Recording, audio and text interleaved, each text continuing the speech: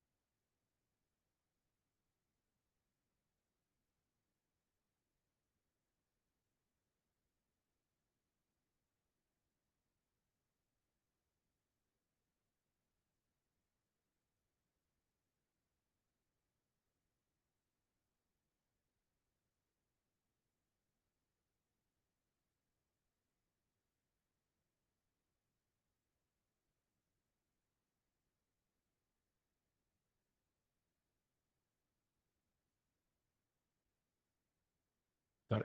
Good evening, everyone. So, we are doing sale of goods, and uh, we are starting duties of seller and buyer.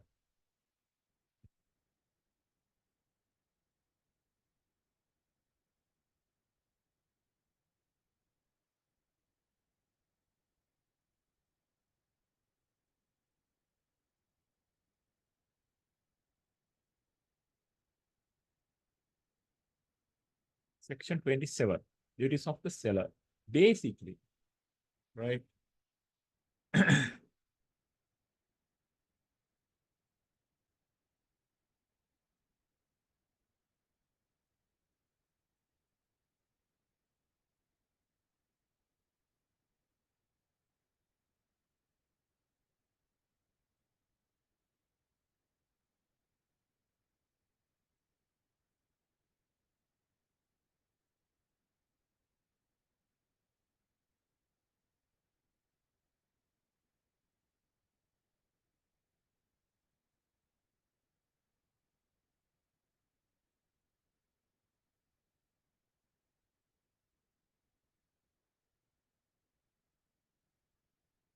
Basically, the basic duties. Seller's duty is to deliver the goods, and the buyer's duty is to accept and pay.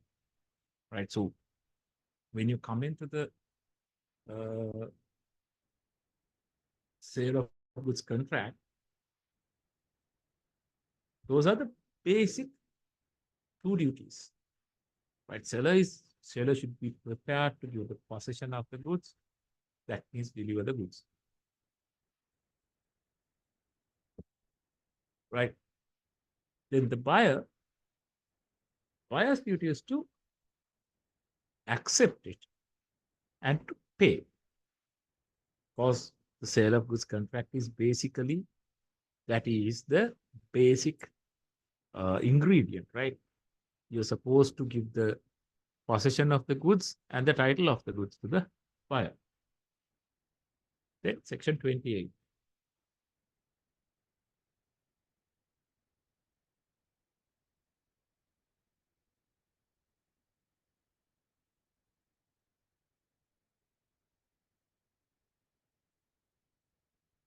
Payment and delivery are concurrent conditions. Unless otherwise agreed, remember again I'm telling you, when you say unless otherwise agreed, that means if there is any other terms and conditions which is in contravention to this, right? So if there is any term or condition which is in contravention to this section, that will apply, right? Unless otherwise agreed, delivery of the goods and payment of the price are concurrent condition. Seller must be ready and willing to give possession of the goods to the buyer in exchange for the price. Buyer must be ready and willing to pay the price in exchange for possession of the goods. Those are concurrent conditions, right?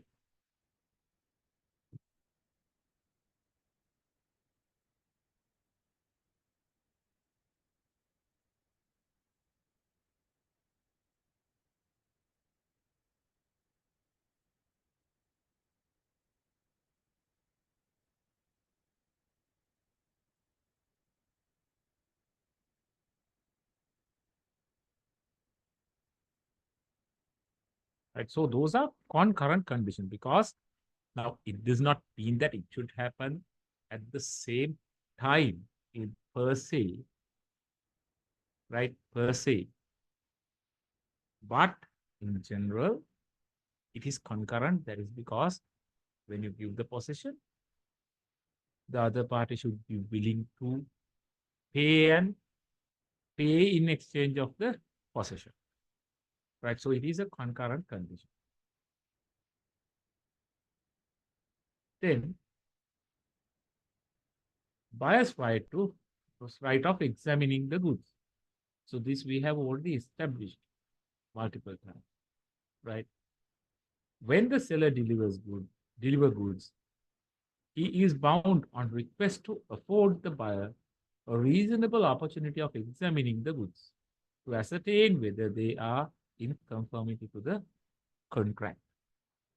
So that is a basic duty, right? Basic duty of the seller and a basic right of the buyer, right? So the buyer has a right to examine and seller has a duty to give a reasonable opportunity for the buyer to examine the goods to ascertain whether it is in conformity with the contract. Now, when we did the sale by sample, sale by description and sample, all those, all those uh, scenarios, right? This was further established, right? All those scenarios we talked about giving reasonable opportunity for the buyer to examine the goods to ascertain whether the goods are in conformity with the sample and with the description. Right. So it is a basic right of the buyer.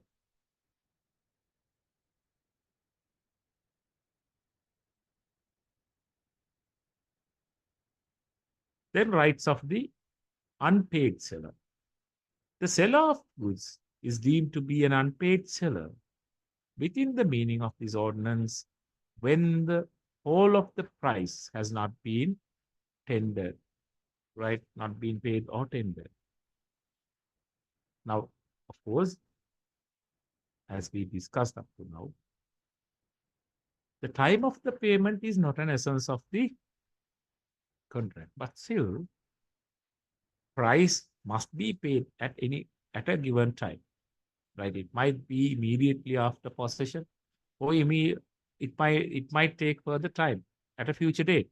That's not a problem. But of course, by such date, right, the buyer must tender the payment or make the payment, right? So, according to the terms of the condition, sorry, terms of the contract, if the buyer has not fulfilled his duty of payment, then the seller will be considered to be an unpaid seller. Then, when a bill of exchange or other negotiable instrument has been received as a conditional payment, and the condition on which it was received has not been fulfilled by reason of the dishonor of the instrument or otherwise. Now, we will be learning about the bills of exchange. Basically, just think that bill of exchange will say a check, right? We'll say a check, right? So now check has been tendered as payment and it is a post-dated check. And a post-dated check, it is to be paid in future. Future date kala dena. So by that date, when it is paid, when it is presented for payment, if it is not paid, if it is dishonored by the bank, then the seller will be considered to be an unpaid seller, right? seller will be considered to be an unpaid seller. So either the payment by cash or whatever the means, or a payment which has been tendered by a bill of exchange or a negotiable instrument has not been made properly, then the seller will be considered to be an unpaid seller. Right now, when we are going to look at the rights of the unpaid seller, we have to understand who is an unpaid seller. That is the definition that has been given in the ordinance. So these are the unpaid sellers. Then section 39, unpaid sellers' rights. When the property in goods pass to the buyer, ඒ කියන්නේ අයිතිය බයයට pass වුණාට පස්සේ. Right? How it passes, we have already discussed. Right? When it is passed, how it is passed, all things that now we have discussed. Right? So when the property in the goods pass to the buyer, right of lien on the goods or right to retain them for the price under section 40, right? It is called the right of lien. Then අයිතිකාරීත්වය, the property in goods, the title of the goods has already been passed to the buyer, but the goods are with the seller. Right? So a seller who has not been paid, an unpaid seller. So now in such a scenario, what happens is when the contract is made, if you can remember, an unconditional contract for specific goods which are in a deliverable state, right? Then the property in goods pass to the buyer when the contract is made, right? So payment terms can differ, right? Payment terms can be when the contract is made, the property in goods has passed, but the payment to be made tendered in a future date, and upon payment, the delivery might have to be done. So in such a scenario, if the payment is not made on the specific date, that means he becomes an unpaid seller. And then he gains a right to hold the goods which are not his goods anymore. Right? Legally, when the contract was made, the property in goods has already passed to the buyer. Then may contract එක විච්ච ගමන්ම pass වෙලා තියෙන්නේ දැන්. අයිතිය තියෙන්නේ buyer. ඒතර seller ගේ අතේ තියෙන්නේ buyer ගේ goods. So when the seller is in the possession of the buyer's goods, he will get a right to hold those goods until the payment is made. That is the right of lien. So we will be discussing this again, right? In case of the insolvency of the buyer, a right of stopping the goods in transit. Now remember, we talked about it. When the goods are being handed over to the carrier or the bailee, it will be considered as delivery to the buyer. Right? It will be constructively considered as delivery to the buyer. Right? So thereafter, the seller loses his right to stop the transit. But in case of an insolvency of the buyer, if he gets to know that buyer has gone insolvent, that means bankrupt, while the goods are in transit, he gains a right to stop the goods in transit, then to get the goods into his hand to keep it under lien. Then right of resale. So after keeping these under his custody, under lien, if still the buyer does not pay, what he has to do to get his payment or to recover his loss, he has to resell. So right of resale. Then where the property in goods has not passed to the buyer. Now subsection 1 is referring to instances where the property in goods has been passed to the buyer. Right? Property in goods has been passed to the buyer. Now, subsection 2 is referring to instances where the property in goods has not been passed to the buyer. That means the buyer is having the ownership of the goods.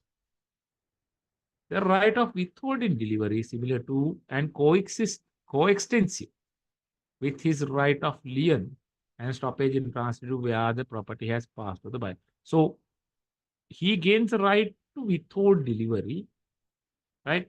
Which is almost similar to the right of lien and right of stoppage in transitive.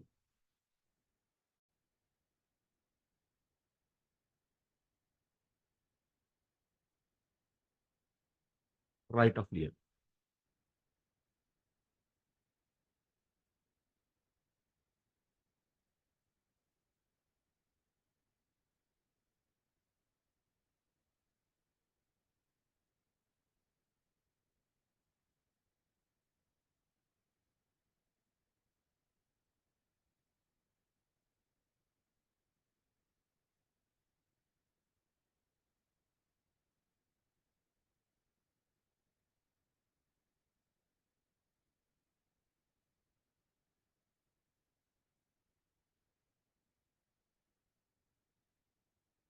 The unpaid seller of goods who is in possession of them is entitled to retain possession of them until payment or tender of the price in the following cases, namely, where the goods have been sold without any stipulation to as to credit. That means make a now when the credit in the sense a future payment, ණයට දීලා තියෙනවා. Right? So that it shouldn't be a sale under credit, right? Where the goods have been sold without any stipulation to credit. So there's no stipulation to credit, but of course, the payment to be tendered and payment has not been tendered. So at the point of making the contract, the property in goods has already been passed. Where the payment should be made, it has not been done. Where the goods have been sold on credit, but the term of credit has expired. So if it has been sold on credit, now there will be a future date for the payment. So if the payment is not made, then the buyer, then the seller becomes an unpaid seller. Right? Thereafter, he gains this right of lien, where the buyer becomes insolvent. So if the buyer goes bankrupt again, the buyer gets the right of lien. Now, why these two, the A and B, the difference is now, if it is made given on credit, then immediate payment will not be required by the contract. So the payment date is in a future date, right? Therefore, until the payment date expires, the right of lien cannot be gained, right? So if the contract is not under stipulations of credit,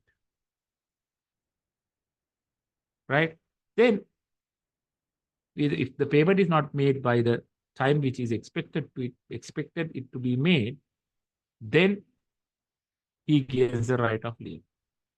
And when a buyer goes insolvent, immediately the right of lien is gained by the seller.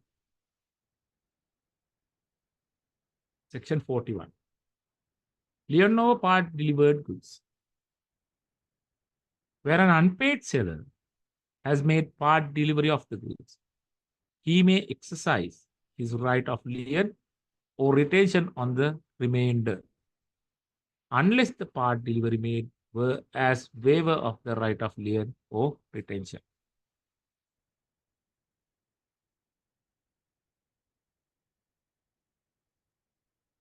Now, you can remember conditions on delivery. We said that if there's no any stipulation with regard to installment deliveries, the goods should not be delivered on installment, and there's no obligation towards the buyer to accept part delivery if there's no terms of part deliveries, right? So in the event if the goods are to be delivered on installments, right, and part of the goods has been delivered, and the payment for that has not been rendered, on such occasion, he is capable of holding the remainder of the goods if it has been if the title of the goods has been passed to the seller, passed to the buyer, he is capable of exercising his right of lien on the remainder. Or,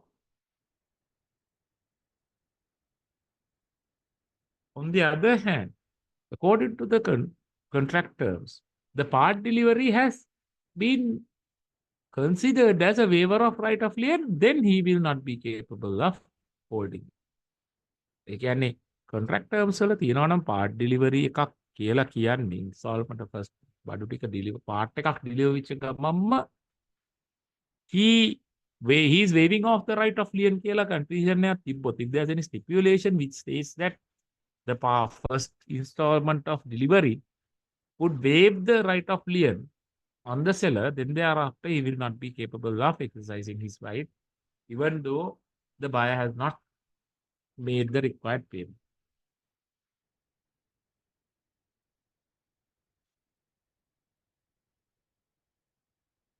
Termination of right of lien. The unpaid seller of goods loses his lien or right of retention thereon when he delivers the goods to a carrier or other bailey for the purpose of transmission to the buyer without reserving the right of disposal of the goods. Now there's another right which is called the right of disposal. Right. So if he delivers the good to the bailey, right, without reserving the right of disposal of the goods, then he will not be capable of exercising his right of lien. So the right of lien will be terminated upon delivery of goods to the carrier or the bailey, right, for the purpose of transmission to the buyer. When the buyer or his agent lawfully obtains or possession of the goods, then again he loses the right. That is because now to exercise the right of lien, the goods must be in the possession of the seller, while the title of the goods, the property goods, is with the buyer. So as soon as he parts with his possession, එයාගේ possession එක අත්හැරපු ගමන් main key ingredient for exercising the right of lien. Right of lien එකේ key ingredient එක having the possession of the goods while the property in goods is with the buyer. Right? Obviously, when he parts with the possession, possession එක දුන්න ගමන්, right, he loses the right of lien. දැන් මේ කාරණා දෙකම මේ right of stoppage in transit එකටත් අදාළයි. දැන් right of lien එක ගැලවෙනවනේ මෙතනදී. බයර්ගේ ඒජන්ට් බේලිට හරි without reserving the right of disposal බේලිට දුන්නොත් හරි, right, then he loses the right of lien. Then by waiver thereof, and in the contract itself, if there's a stipulation which states seller does not have the right of lien over goods after the title of the goods has been passed to the buyer, right, if there's such a stipulation, මාගේ සෙල්ලර්ගේ right of lien එක waive කර අයින් කර එහෙම තිබ්බොත් එහෙම anyway that he has consciously terminated his right of lien through the contract, right, through the contract itself he has terminated his right of lien. Section 43, right of stoppage in transit. When the buyer of goods becomes insolvent, unpaid seller who has parted with the possession of the goods has the right of stopping them in transitive and transit. That is to say, he may resume possession of the goods as long as they are in course of transit and may retain them until payment or tender of the price. Why?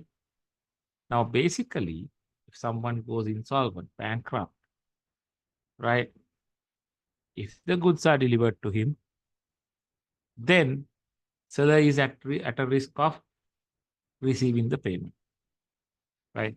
Therefore, if he is if he gets to know if he gets to know that the buyer has gone insolvent, bankrupt වෙලා කියලා දැනගත්තොත් එහෙම buyer බඩු ටික deliver කරලත් නැත්නම් බඩු ටික තියෙන්නේ ට්‍රාන්සිට් එකේ නම් එයාට රයිට් එකක් දීලා තියෙනවා ඒ ට්‍රාන්සිට් එක නවත්තලා බඩු ටික එයාගේ පොසිෂන් එකට ගන්න.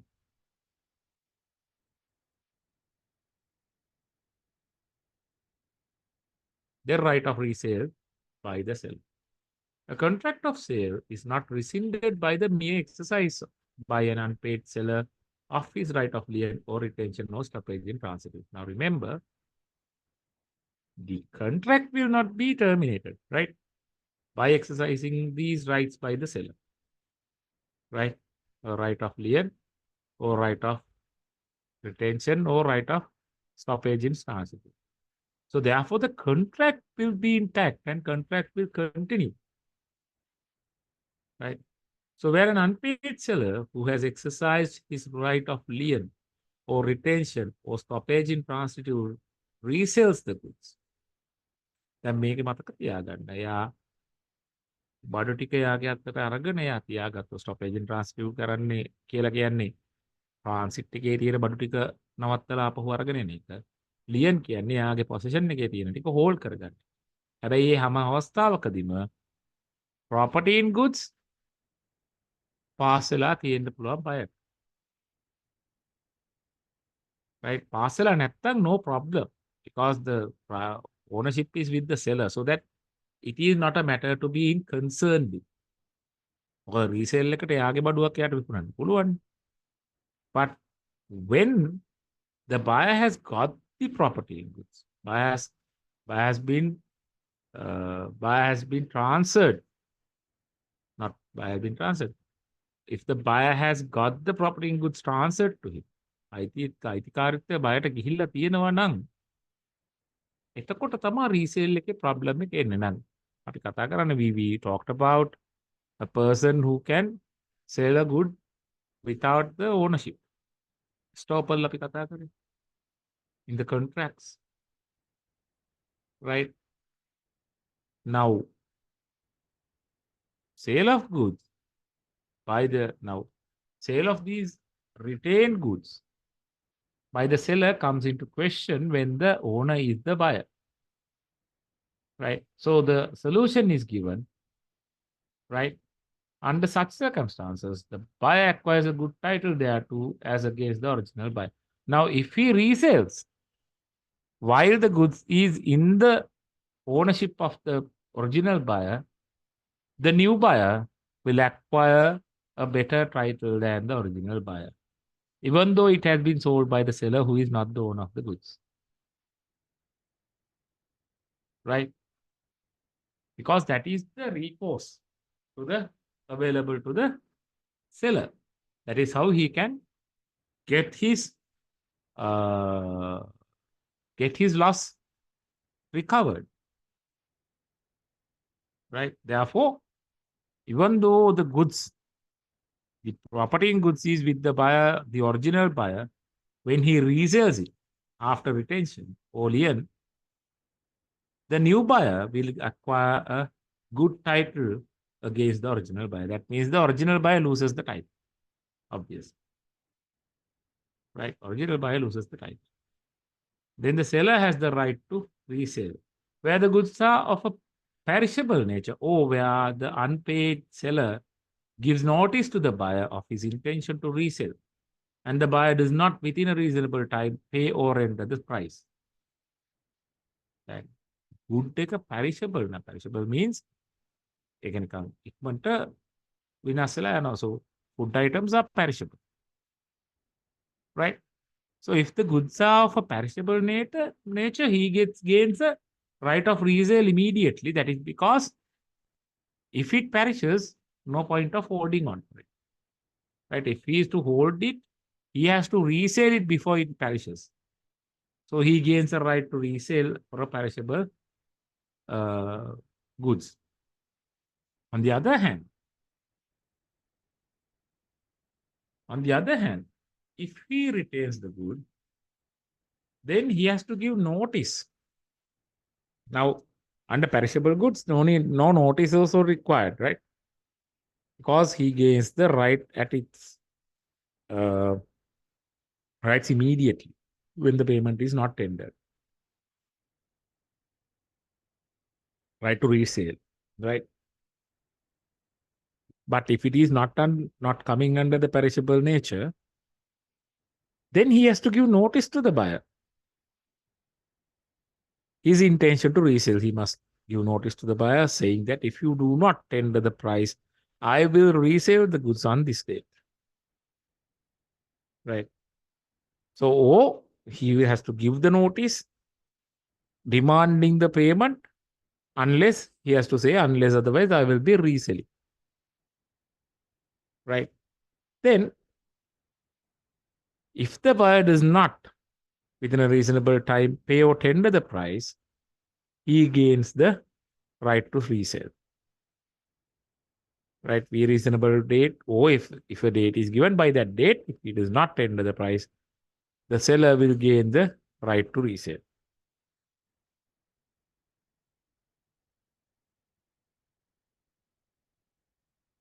Then, where the seller expressly reserves a right of resale in case the buyer should make default. Now, in the contract, if there's a stipulation specifically stating, right, expressly, no? So it can be in writing or it can be by word, no problem. But of course, if it has been expressed that the seller retains the right of resale if the buyer make default thereafter, no notice need to be given. When the buyer defaults, first he gains the right of lien. Immediately with the right of lien, he will gain the right to resale. Right. So if there's a express stipulation, then no need to inform. Right. Inform the intention of resale. That is because it has been agreed upon by the contract itself. So when the buyer does not tender his price, he already knows that the seller is capable of reselling the goods.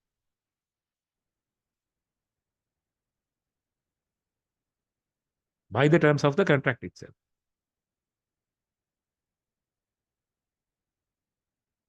Then action for breach of contract, remedies of the seller. Right. Number one is the action for the price. Where the property in goods has passed to the buyer and the buyer wrongfully neglects or refuses to pay the goods, the seller may maintain an action against him for the price of the goods. Right. So now property in goods passed, and sometimes it might be delivered. Now, if you know, now as you can understand, if it is not delivered already, he will gain the right of lien and he will get the right of resale. But if that recourse is not there, if he is not capable of executing those rights, that means the property, the goods has been delivered. Goods are not under the possession of the seller. In such instances, he gains the right to sue him or take an action against the buyer demanding the price of the goods. Then, where the price is payable on a day certain irrespective of delivery, and the buyer wrongfully neglects or refuses to pay such price, the seller may maintain an action for the price, although the property in goods has not passed and the goods have not been appropriated to the contract. Right. So, even the property in goods has not been passed, but there's a term in the contract that the payment should be made, whether the delivery is done or not, right? Before the delivery. And if the buyer refuses to owe neglects to make the payment, then the seller gains the right to take action against the price.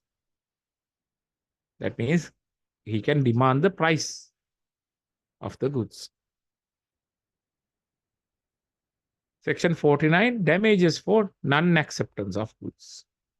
Where the buyer wrongfully neglects or refuses to accept and pay for the goods, the seller may maintain an action against him for damages of non-acceptance. Now, the buyer is always having a right to refuse. But of course, it should be a justifiable reason, right? Justifiable reason. But if there's no justifiable reason, but still, now remember the word, it says wrongfully neglect. So that buyer is having a malafide intention. Now, simply put, think of a scenario like this, right? So you come into a sale of goods contract. The price of the goods, right, suddenly increases. Right, suddenly increases, not increases, decreases, not increases. Suddenly decreases. Right, the රුපියල් 1000ට ඔයා බඩුවක් order කරනවා.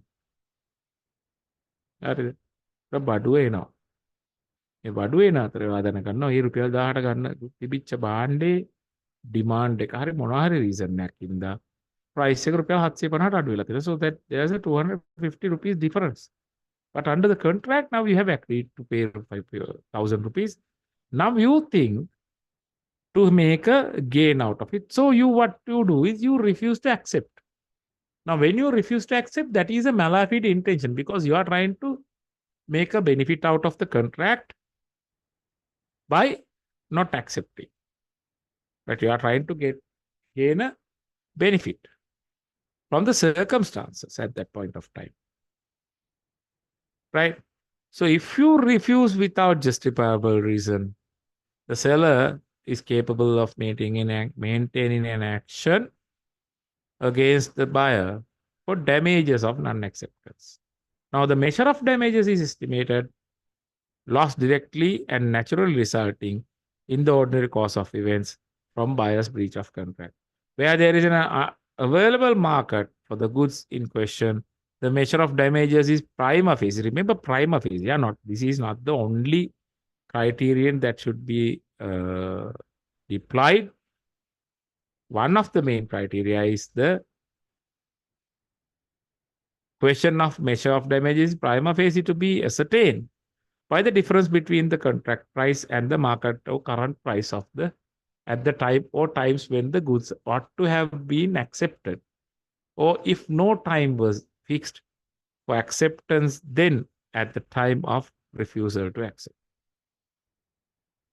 Right? The difference is the damage.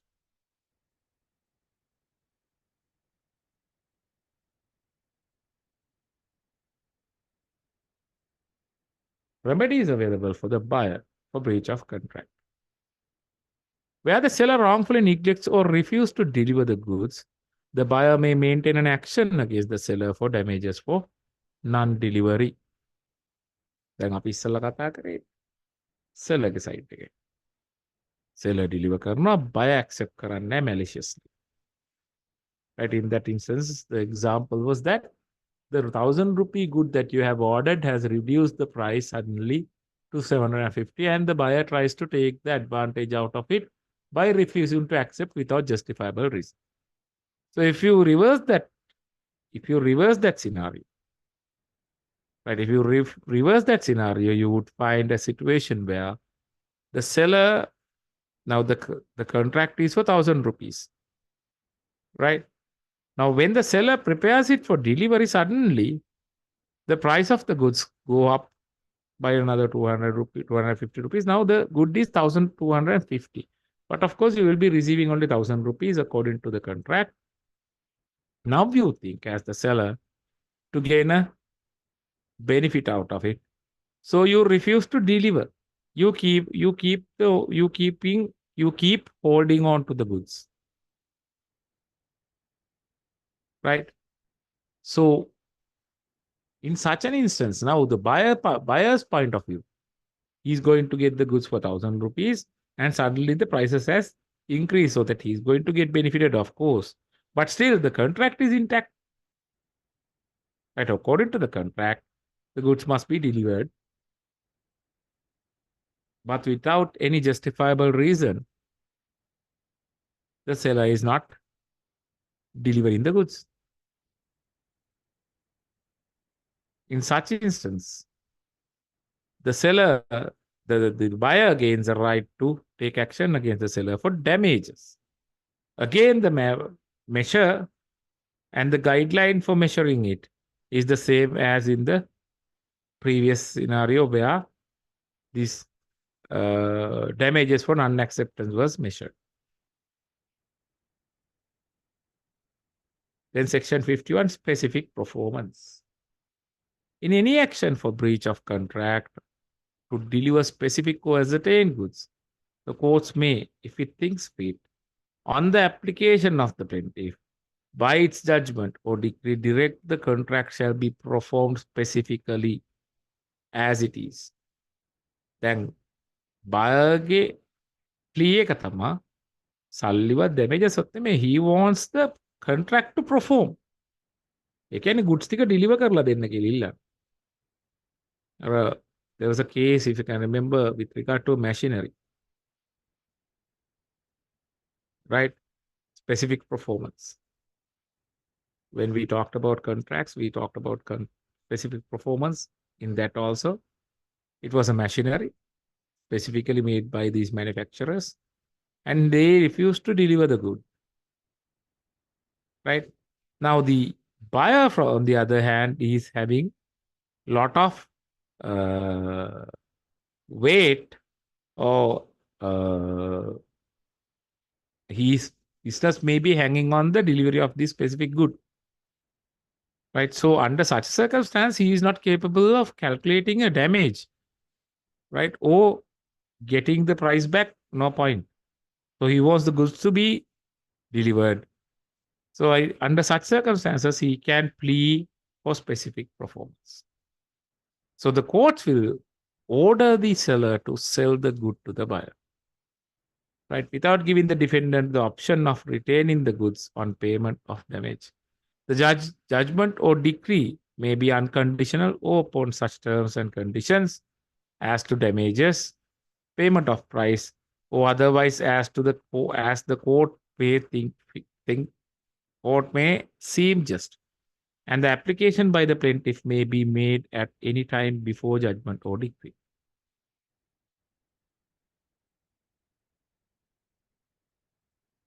So we come to the end of sale of goods. Now, if anyone is interested in further understanding the scope of sale of goods and the contracts, you are advised to go ahead and find Unfair Contract Terms Act number 26 of 1997 as a supplementary read for your own knowledge. Right. So we'll take a small break and come back to start off the next lesson.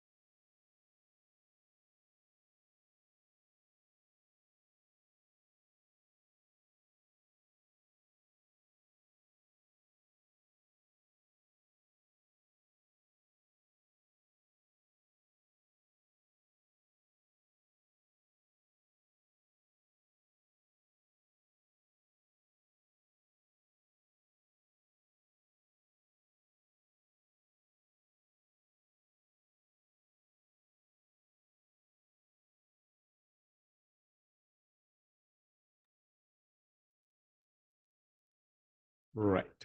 So the next lesson is law of agency.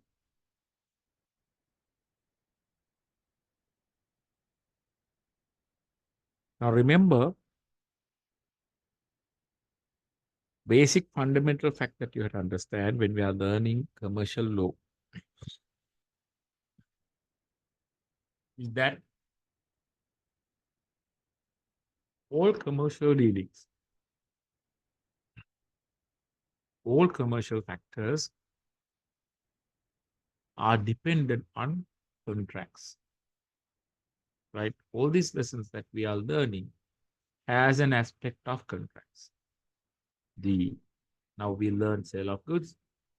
So sale of goods basically is law of contract, which has several slight exceptions, right? Like now if you think about the consideration in sale of goods, under the contract, the consideration need not be adequate, but it should be sufficient. Sufficiency means the recognition in front of law, right? It should have a economical value, and that is sufficient. But in the sale of goods, the difference is sale of goods, the consideration, the price must be sufficiently adequate.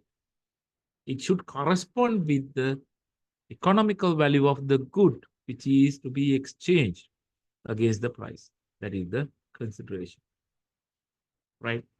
Likewise, in all these lessons that we are learning, there is the aspect of contracts, and there are certain exceptions to the contract, general contract laws as well, right? Exceptions, extensions, deviations are there. Now, law of agency. Now, law of agency has a very specific, uh, very specific trait or a specific, how can I say, a very specific character. Yes, a very specific character, which is an exception to the law of contract, the general law of contract, right? So that is what we are going to learn. So when you look at what is an agency, as I told you, under the general principles of contract, right? Only the parties to the contract can acquire rights and liabilities under the contract. Now, if you can remember, there was a case where bride's father and the groom's father promised each other to give money to the couple, and ultimately both of them dies, and the man, the groom goes ahead and files an action against the estate of the bride's father to get that money from the estate, stating that the promise was made, therefore the estate is liable to make the payment. But in that contract, right, the courts decided that the groom is not a party to the contract. Even though they are the beneficiaries, the contract was between the two fathers. So groom did not have any rights. So the groom did not acquire any rights or liabilities under that contract, right? Therefore, he was not capable of getting the payment from the estate of the bride's father, right? So the general principles of contract, only the parties to the contract can acquire rights and liabilities under the contract. None other than the parties. No one is capable of gaining any rights over liabilities under a contract if they are not parties to the contract. So it is called the doctrine of privity. Right? Doctrine of privity of contracts depicts that a contract cannot confer rights or impose obligations upon any person who is not a party to the contract. Right? Doctrine of privity is the governing concept behind this fundamental, which states that only the parties to the contract can gain or acquire rights or liabilities under the contract. Now, agency is an exception, right? Agency is an exception for this general principle under the law of contract. Now, under the agencies, a third party to a contract gives the capability of acquiring rights and liabilities under the contract through a party to the contract. ඒ කියන්නේ contract එකේ ඉන්න පාටිය කරහා contract එකට එන්ට වෙන පාටියක් කරහා rights and liabilities acquire කරන්න පුළුවන් වෙනවා third party එකට. A party who is not a person who is not a party to the contract is capable of acquiring rights and liabilities, which is an exception to the general principles of law of contract.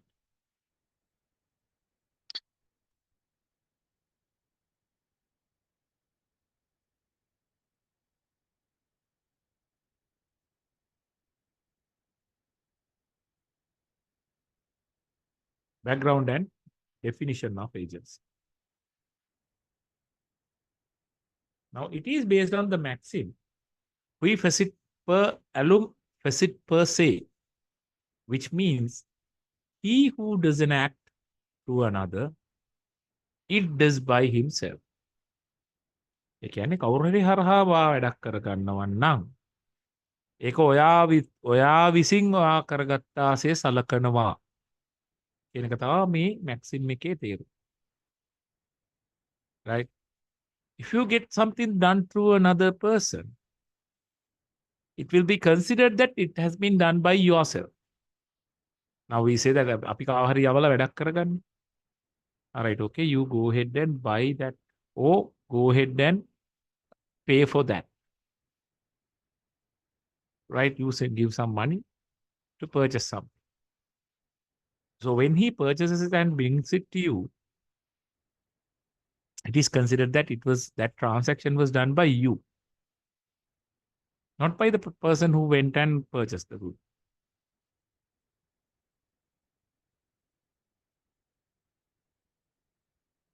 The key legal characteristic of agency relationship is the ability of one party, that is called the agent, to bring another, that is called the principal, into legally binding contractual relationships with a third party.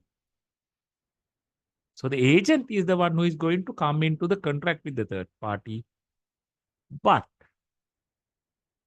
the person who is going to be legally binded in the contract will be the principal. So that is the exception to the general principles of contract law, right? Now, general principles of contract law, no third party can gain or acquire rights or liabilities. Here, principal is a third party, only third party to the contract, right? The agent is the one who is going to come into the contract with another, but the principal is the one who is going to be legally binded. Just like as I said, ඔයා සල්ලි දීලා කාව හරි යවලා බඩුවක් කරගත්තාම ඒ බඩුවාට ගෙනත් දුන්නාට පස්සේ ඒ contract එක ඒ අරගත්ත මනුස්සයත් එක්ක නෙමෙයි තියෙන්නේ. ඔයත් එක්ක. As such, the agent, by his act of agency, affect the principal's legal position towards the third party.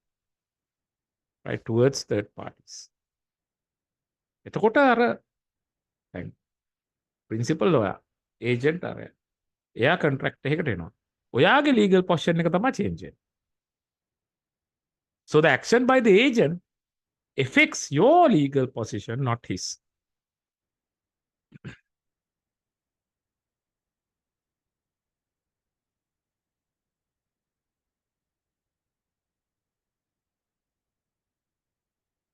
Agency relationship is between two parties, as I already mentioned the names. Number one is the agent. The person acting on behalf of the other is called the agent. The principal, the person from whom the agent derives authority to act is called the principal. authority එක දෙන එක්කෙනා තමයි principal. authority එක හම්බ වෙන එක්කෙනා තමයි agent. එතකොට authority එක අතට අරගෙන අනිත් එක්කෙනා වෙනුවෙන් වැඩ කරන්නේ agent. අපි ඔන්තර agents ගැන අහලා තියෙනනේ agencies කියලා අපි කතා කරමු. right? distributorship එකක් කියන්නේ agency එකක් කියලා අපි කියනවා. ඊට පස්සේ distributorsලා කියන්නේ agentsලා කියලා අපි කියනවා. Now we say that he's an agent of that company. So that he is acting on behalf of the company, not on himself. So whatever contract that he come into will bind the company, not him. දැන් බඩුවක් කරගෙන ගිහිල්ලා කඩේකට දාලා ඊට පස්සේ ඒකේ කඩෙන් payment එක අරගෙන ගිහිල්ලා කම්පැනි එකට දුන්නාම ඒ කොන්ට්‍රැක්ට් එකේ ඉන්නේ මැද ඉන්නේ ඒජන්ට් නෙමෙයි. ඒ කොන්ට්‍රැක්ට් එකේ ඉන්නේ company. He is acting on behalf of the company.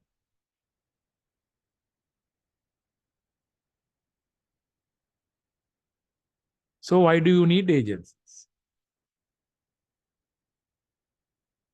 Appointment of agents. Right? Appointment of agent occurs when a person is not capable of personally attending a matter in concern due to time constraints, physical unavailability due to being abroad or being outside of the locality, does not have the required expertise to the subject matter. දැන් අපිට යම්කිසි වැඩකට වෙලාවක් දෙන්න බැරි නම් අපිට පුළුවන් ඒජන්ට් කෙනෙක්ව පත් කරලා ඒක කරවන්න.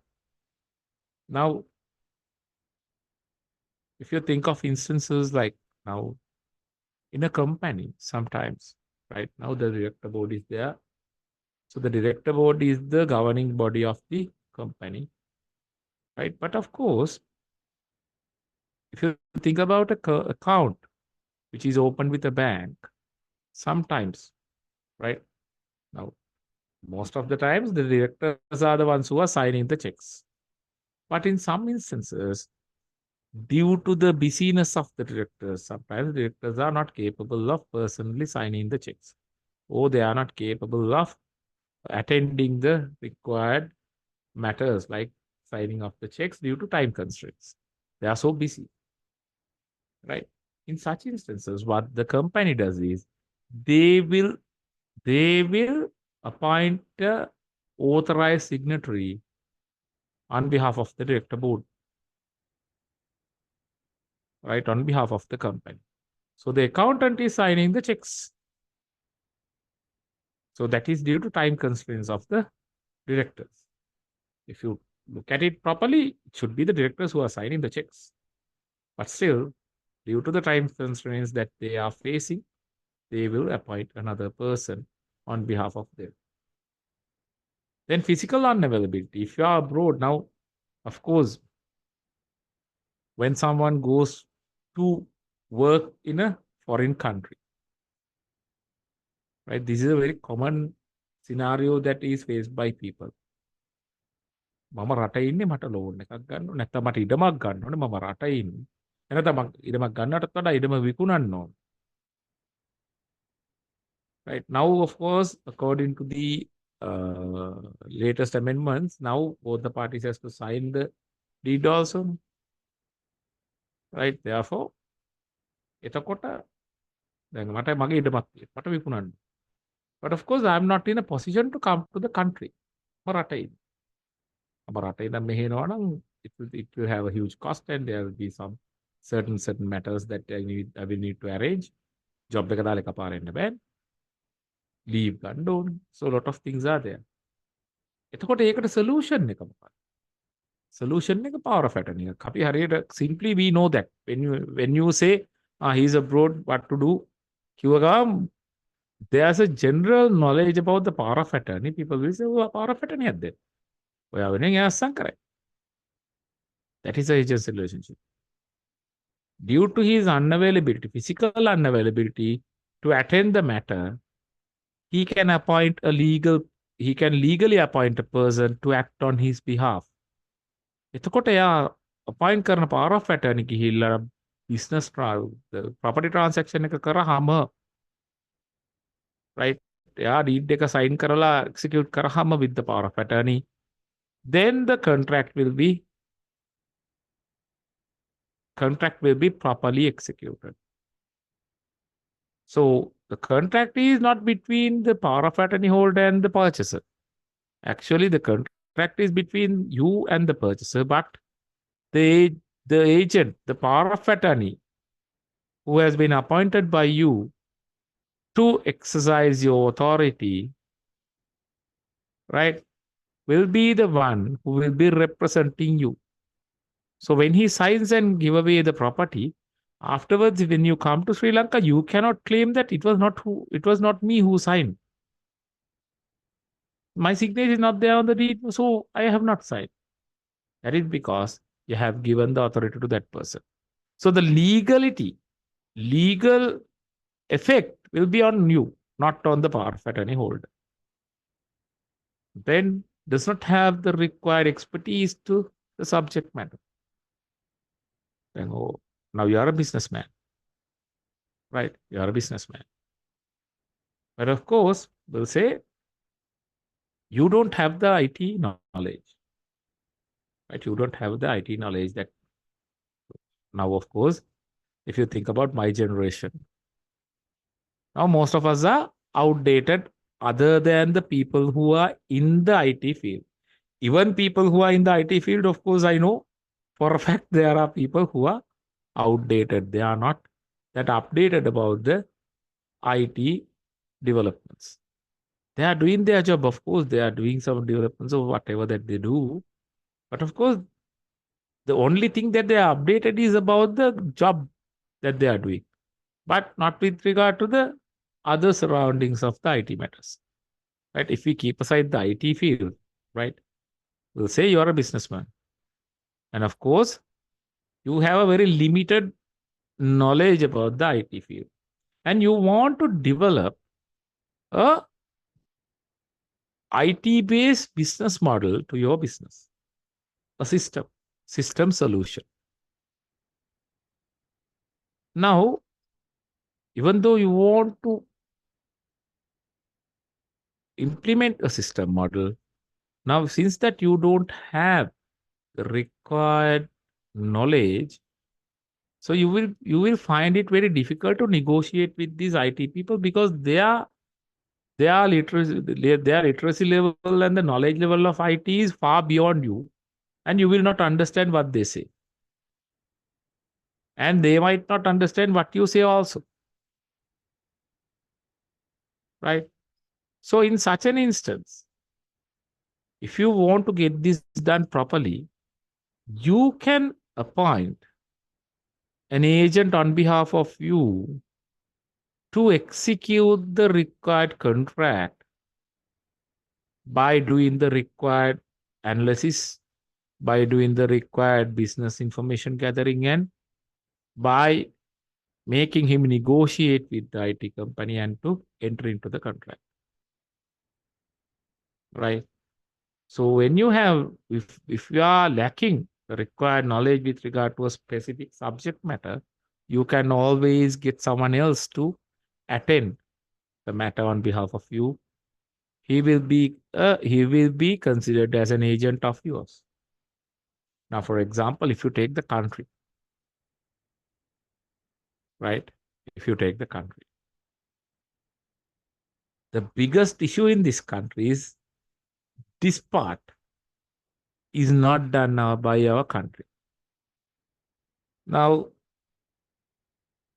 ministers are appointed without looking at anything, nothing. Recently, of course, the uh, minister of uh, minister of justice has been a lawyer. Other than that, right? Other than that, now health minister. See, health minister, what they have, what do they have? Do they have the technical knowledge about health systems? No. Now, these people, right, these people who are uh, in the parliament and who are representing the cabinet actually are the agents of us, right? Agents of the public. But of course, they are lacking the required technical knowledge most of the time. So that is one of the reasons for our country to be in this point, because they act arbitrarily without the required knowledge. Ultimately, we fall in trouble. They do not fall in trouble because they are not getting binded by their actions, right? So these are the reasons, some of the reasons. Beyond this, also, there can be some other reasons as well. Basically, these are the general reasons for appointing a agent. Time constraints, physical unavailability, and lack of expertise. Right? Lack of expertise. Of course, in some instances, right, businessmen do this a lot. In some instances, some prudent people who has good common sense and who has good experience in life use this concept to groom the successors. Groom the successors. Successors කියන්නේ ඊළඟ line එක. ඊළඟට take over කරන line එක groom කරන්න they use this concept of agency. What do they do? Now, what they do is they will appoint the next successor to a acting position of his. Now, basically, if you think of it like now, chairman ඉන්නවා business එක family business එකක් පුතාව group කරන්න ඕනේ chairman කරන වැඩේ acting chairman විදිහට පුතාව පත් කරනවා. එතකොට chairman පැත්තකටලා ඉන්න පුතා සියලු දේ කරන්න ඕනේ. So that he has to learn the trade. He has to learn what his father was doing. He has to learn about the business. And he has to get involved in the business. But of course, he is not acquiring any rights or liabilities for those actions. His father is the one who is going to get acquired. His father is the one who is going to acquire the rights and liabilities for his actions. Right? He will be the one who is going to be responsible because he is acting on his behalf. But of course, being a prudent man, that is the best way of getting your successors to understand the roles. Right? Getting your successors to understand the roles. If you are a businessman who has built an empire, right? Who has built an empire, first thing that my recommendation is your successors must come from the bottom itself. Let them work through the hierarchy. That's one. Second is let them act on your behalf for a period of time. Now, when he's acting on your behalf, he will be acting without any risk because you are the one who is going to get bounded by his actions. So in such scenario, one thing that he will have the required freedom, right? But meanwhile, he will have a sense of responsibility to act on your behalf. And of course, when you learn the agencies, you will see what are the agent's duties, right? So he has to abide by those duties also.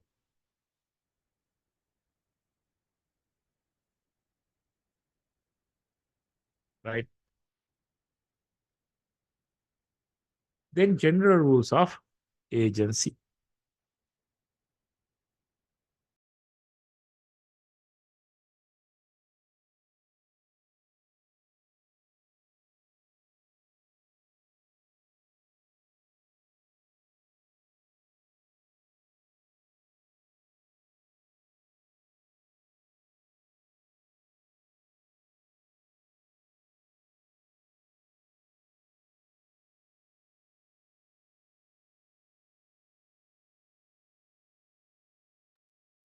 General rules of agency.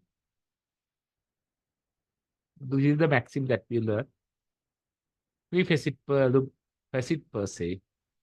He who doesn't act through another, it does by himself. So that is the basic rule. Basic. That is the fundamental basic of the law of agency. Anyone who does any act through another is binded by himself, not, not the other.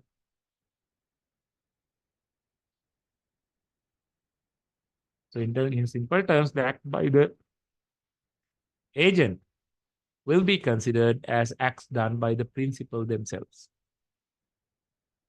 Once a contractual relationship has come into existence, the agent will drop out of the picture and will not acquire any rights or liabilities under the contract.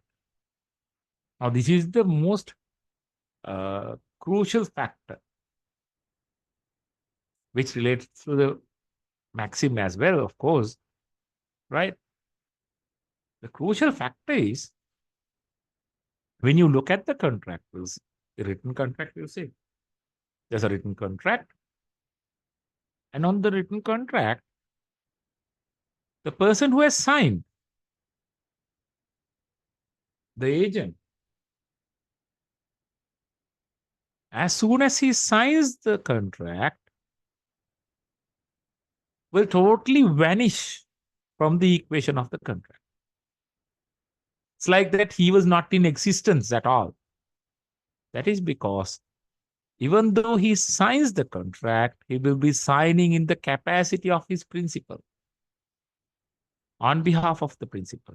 So the contract execution, up to the execution, everything is done by the agent. And at the execution point, the signature also is placed by the agent. But he will not be considered as a part of the contract as soon as he executes the contract. As soon as he executes the contract will be between the principal and the person who came into the contract, not the agent. So agent will be taken out from the picture. He will not be a part of the contract. He will be taken out from the equation of the contract. So he is not capable of acquiring any rights or liabilities under the contract. Right?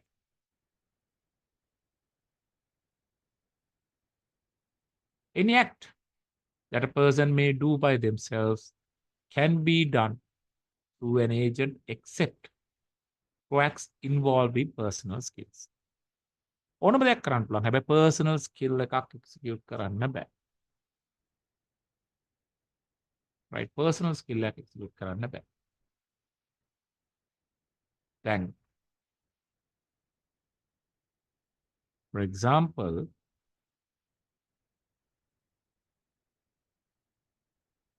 right, for example, with regard to this personal skill matter. අපේ තියෙන beauty trade, right? This, wedding trade in the cosmetic, not cosmetic, beauticians, right? Beauticians will say. Beauticians, there's a practice, trade norm that has been developed, right? You look at this beautician, we know that, right, okay, he is a skilled person. So as a bride, ladies, they choose a reputed beautician. So their intention is to get dressed and get makeup by this beautician, him or herself. Right? Because they are depending on the skill of that person. Right? Personal skill of that person. Their reliance is kept on that person. But in the trade, what they do is they will send a student of theirs to do the required all the things. At the end point, right? At the end point, they will visit you. They will do a small thing, a touch up or whatever, right? And they will go. But according to the agency rules, right? When you come into the contract, according to the agency rules, They are not capable of doing that. But of course, it has become a trade norm. Now, there are things which are exceptions to the general law and general rules which are derived from the trade norms, customs and usages, we say, right? You can remember implied terms and conditions, right? Implied terms and conditions which are enforced by customs and usage of the trade. So when there is a practice, when there is a recognized usage in the trade, even though it is against the general rules, those can be accepted by the law, by the courts, right? Because of that, it is continuing to be uh, exercised, but no one is challenging that also, right? No one is challenging. But of course, in my view, they are not supposed to do that. They are not capable of doing that according to law under the general rules of agency, because when they send a student, that is an agent of him or her, the beautician, right? So if you refuse to get dressed by the student, that person has to come and do it by by himself, because he is not capable of doing it through another person when the reliance is kept on his skill. Now, no one is going to keep the skill on the student, no, right? So that is a example, good example with regard to the skills and the misuse in the general trade. Then, if the contract to be performed is of a personal nature, it cannot be done through an agent. Not a personal nature එක contract එකක් නම්. Best example is marriage. Right? Marriage is a contract between two parties, but is a contract of a personal nature. Hence, a person cannot marry through an agent. What agent කෙනෙක් පත් කරලා power of attorney එකක් දීලා ලංකාවේ ඉන්න කෙනෙකුට මල්ලිට power of attorney එකක් දීලා කියනවා මම බඳින්න කියනවා ඔයා බඳින්න මම වෙනුවෙන්. It cannot happen. It is not allowed. Right? If the contract to be performed is of a personal nature, that cannot be done through an agent.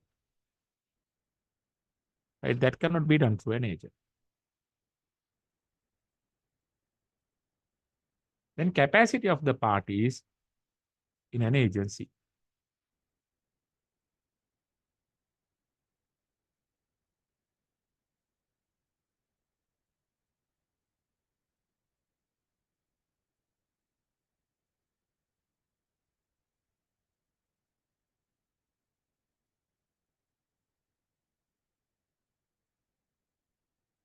Principal. Principal must have contractual competency. Right? Contractual competency means must be a person of sound mind and with the age of majority by law, who has not been declared insolvent by law. Right? To have the contractual capacity, a person must be a major first of all. Minor කෙනෙක් වෙන්න බෑ. ලංකාවේ නීතියෙන් නම් අවුරුදු 18ට වඩා අඩු වෙන්න බෑ. Of course, the age of majority differs, right? From country to country, region to region. Right? In Sri Lankan context, a person who is of the age is considered to be a person above 18 years of age. Then he must be of sound mind. Mental incapacity එකක් තියෙන්න බෑ. මානසිකව හොඳ මානසික සෞඛ්‍ය තත්ත්වයක ඉන්න ඕන. Then he should not be declared insolvent. Bankruptcy file කරලා bankruptcy declare වෙලා තියෙන්න බෑ. When someone is declared to be bankrupt, when someone is declared insolvent, he loses the capability of contracting. If you can remember, under the sale of goods, we said that generally a sale of goods contract must have the contractual capacity, but for necessities, a person of unsound mind or a person who is insolvent or a minor also come into a Sale of goods contract. Right? Now, for the principal in an agency relationship, contractual competency is mandatory. Right? Principal must have the contractual competency. Agent, in general, theoretically, contractual competency of an agent is not mandatory. Agent के contractual competency का अत्यावश्यक है, right? अत्यावश्यक है. However, the contractual competency of the agent will be considered in the cases of dispute between the principal and the agent. දැන් principal ගේ agent ගේ අතර ප්‍රශ්නයක් ආවොත් එහෙම නඩුවක් දාන්න යනකොට මේ agent contractual capacity එකක් තියෙනවද කියන එක අත්‍යවශ්‍ය කාරණයක් වෙනවා. මොකද නඩුවක් දාන්න නම් අරයා බැඳිලා ඉන්න එපා contract එක. ඒතර යාර contractual capacity නැත්නම් එයා contract එකෙන් බැඳිලා නැත. When third party intends to take action against the agent for the breach of warranty of authority. Now an agent gives a warrant, something called warranty of authority. Warranty of authority කියලා කියන්නේ එයාට authority එකක් තියෙනවා කියලා warranty එකක් දෙනවා contract එකට එන එක්කෙනාට. එතකොට එහෙම authority එකක් නැතුව agent කෙනෙක් contract එකට ඇවිල්ලා තිබුණොත් ඒ අවස්ථාවේදී අර third party එකට පුළුවන් වෙන්න ඕන agent against action එකක් ගන්න. හැබැයි if he is not having the required contractual capacity, then the other party will not be capable of taking legal action against him. Right? So theoretically, agent ගේ contractual capacity එක not considered, not mandatory. ඒකෙදි අනිත් පැත්ත, if you look at the reverse side of it, we'll say you have appointed agent of who is 16 years of age, or if you have appointed a person who is bankrupt as your agent. ඒකේ අනිත් පැත්ත තමයි දැන් මේකෙදී අපි කතා කරේ යාත් එක්ක තියෙන personal contract එකේ principal ට agent ට අතර තියෙන personal contract එකක්. එතකොට මේ දෙන dispute එකකදී agent නඩු දාන්න ගියාම contractual capacity එක නැත්තම් නඩු දාන්න බෑ. On the other hand, the contract that he comes into on your behalf, right? But if even though he has come into the contract purporting to have the authority, that authority එක තියනවා කියලා පෙන්නලා එයා contract එකට යනවා ඔයා වෙනුවෙන් කියලා. හැබැයි එතකොට authority එක actually දීලා නැත්තම් ඔයා බැඳෙන්නේ නැහැ contract එකට. එතකොට අර third party එකට cause of action needs to take action against the agent for warranty of authority. But if the agent does not have the competency, යාට ගන්න බැරි වෙනවා. හැබැයි required authority එකත් එක්ක person who is not having the contractual capacity comes into a contract with a third party on behalf of another නම් principal කෙනෙක් වෙනුවෙන් ඔයා appoint කරනවා පොඩි කෙනෙක්. ඔයාගේ පුතාව appoint කරනවා අවුරුදු 16. ඒ ළමයා ගිහිල්ලා business contract එකකට එනවා. එහෙම contract එකට ආපුවාම එයාට contractual capacity එක නැහැ කියලා ඔයා බැඳෙන එක නවතින්නේ නැහැ. Right? You will gain the required rights and obligations. We will acquire the rights and obligations under the contract. එතනදී agent ගේ capacity එක අදාළ වෙන්නේ නැහැ.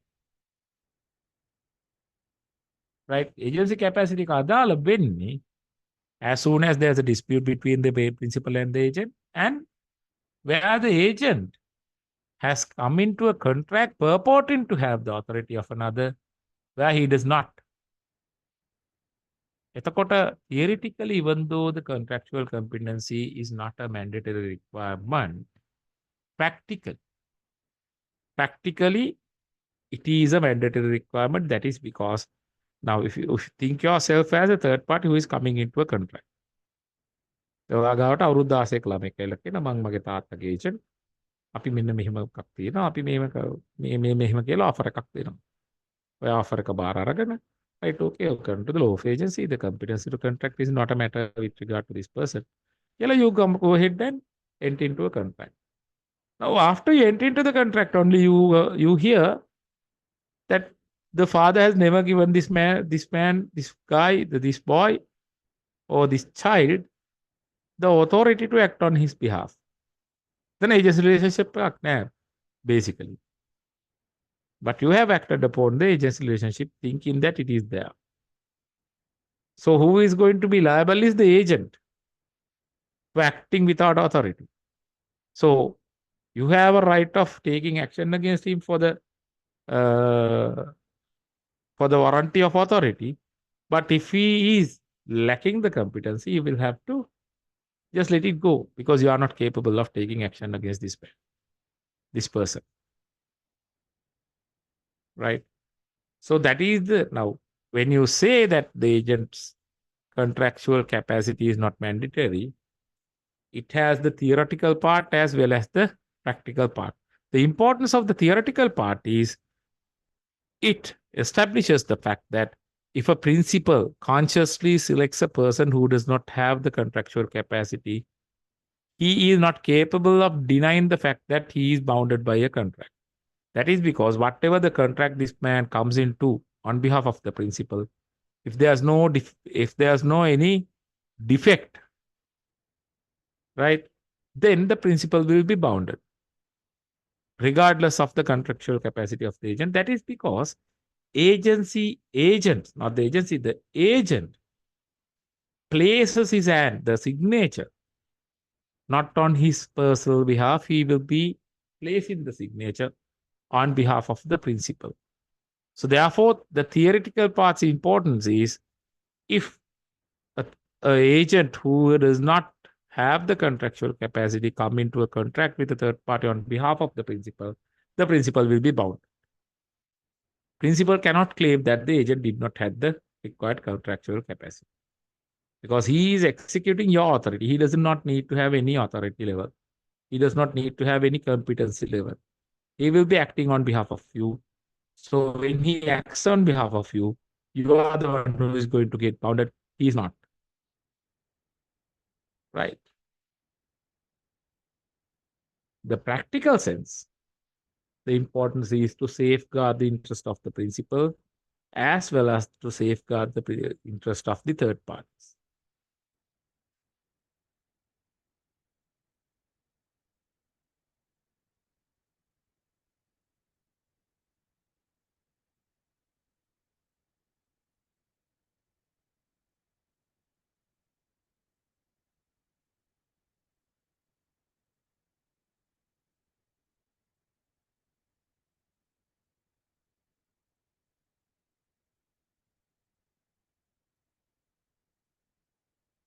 Law applicable in Sri Lanka. This is a very important factor.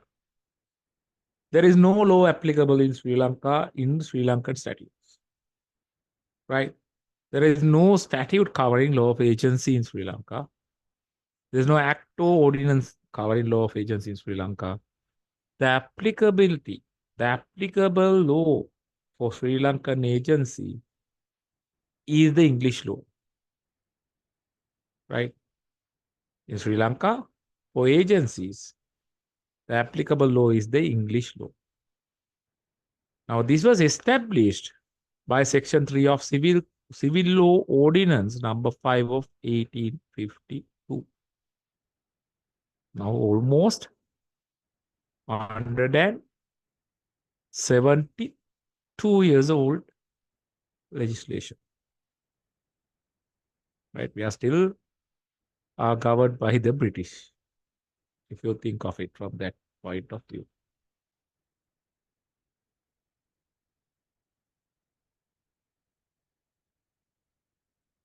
Right? If you think of it from that point of view.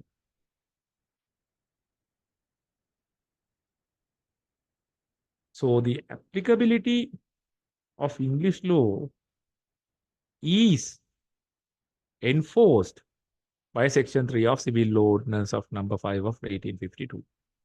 So this position of law in Sri Lanka was further confirmed in the case of in 1985, Wright versus People's Bank. Right? It was said English law applied because under Section 3 of Civil Law Ordinance, suits in respect of principals and agents had to be decided according to the English law applicable to like cause at the corresponding period. The most important word here is the like cause at the corresponding period. What does that mean?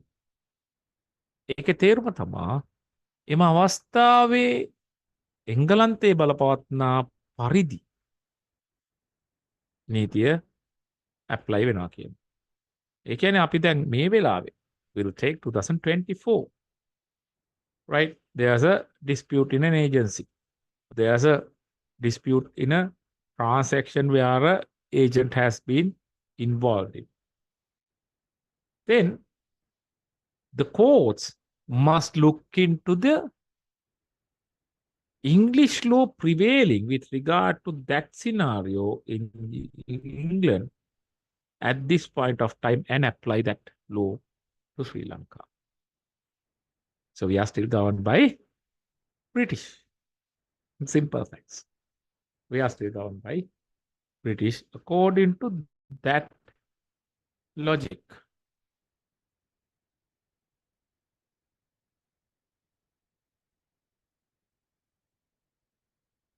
Right? Then creation of agency.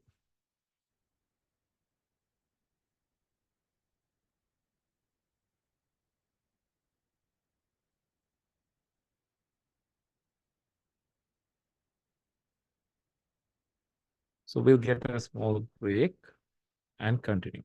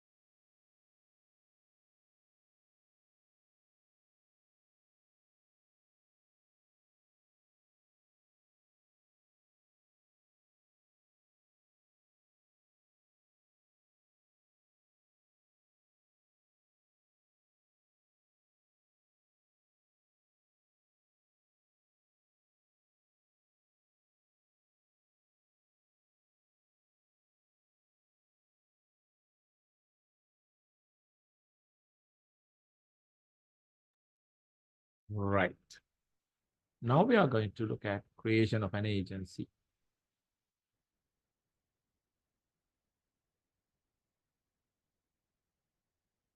So there are three ways of creation of an agency by express agreement. Now, remember, if you relate these creation methods, these are simply the creation methods of a contract as well by express agreement, express contracts, implied agreements. Now, agreement means by word or in writing, or by word and writing both. Those are express contracts, right? Then by implied agreement, that is by conduct,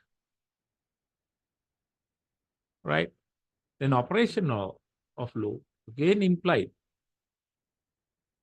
right?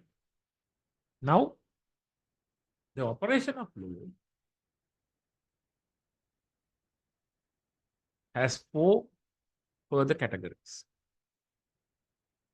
One is by marriage and cohabitation, then by estoppel, apparent authority, then by necessity, necessary authority, and then by ratification, subsequent authority. Right? Ratification is something that we say that we approve subsequently. Afterwards, you can approve things. So that is ratification. Right? So the express agreement is called the actual authority. Implied agreement is called the implied authority. Under the operation of law, estoppel is apparent authority, necessity is necessary authority, and ratification is subsequent authority. So these are the ways a agency relationship can be created, right? Creation of an agency by express agreement. Agency is created orally or by writing. So as I told you, it's the normal mechanism of creation of a contract,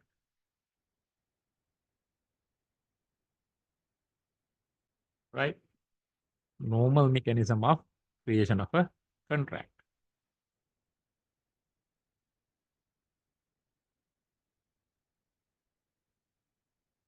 Then, so authority is conferred. The authority conferred is called actual authority. That is because it is expressed conscience with conscience. So when you give something with conscience, that is something given actually, right? Actually can සැබෑවටම දුන්න දෙයක්. Implied වුණාම සැබෑවටම දීලා නැහැ. හැබැයි දීලා. Right? So actual authority, real authority is given when it is a express agreement. And something that you have to understand, if you are to create a agency relationship, the best mechanism is to go for a written agreement, right? That is the highly advisable way. So anyway, in a contract also, as I told you when we did the contracts, if there is a written contract, right, the courts are reluctant to go beyond the four corners of a contract, right? So that you can keep your contract within the four corners of the contract, unless otherwise there are blank spots or there are gaps, right? On serious instances only, if it is highly necessary only, the courts will go beyond the four corners of the contract and imply terms and conditions into a contract. So therefore, it is equally applicable for the agency relationships as well, right? Agency relationships also better to have a written contract. But of course, you doesn't need to worry, right? That is because if the agency relationship has been created by word given, that is also an express agreement. But of course, the definition of the terms and contract will be dependent on the discretion of the courts. Right? You will let the court decide on the terms and conditions that you came into when it is a oral contract. But the authority conferred will be considered as actual authority. So several examples. In formal cases, when written appointments are made, it is done by power of attorney, which is normally stamped and registered. Appointment of an agent to attend company meetings. Appointing a lawyer to a case. Now, when you are appointing a lawyer to a case, there's something called a proxy. Proxy is actually the power of attorney given to the lawyer to appear on behalf of the client. Appointment of a collection agent to a business. Right? So these are several express agency relationships.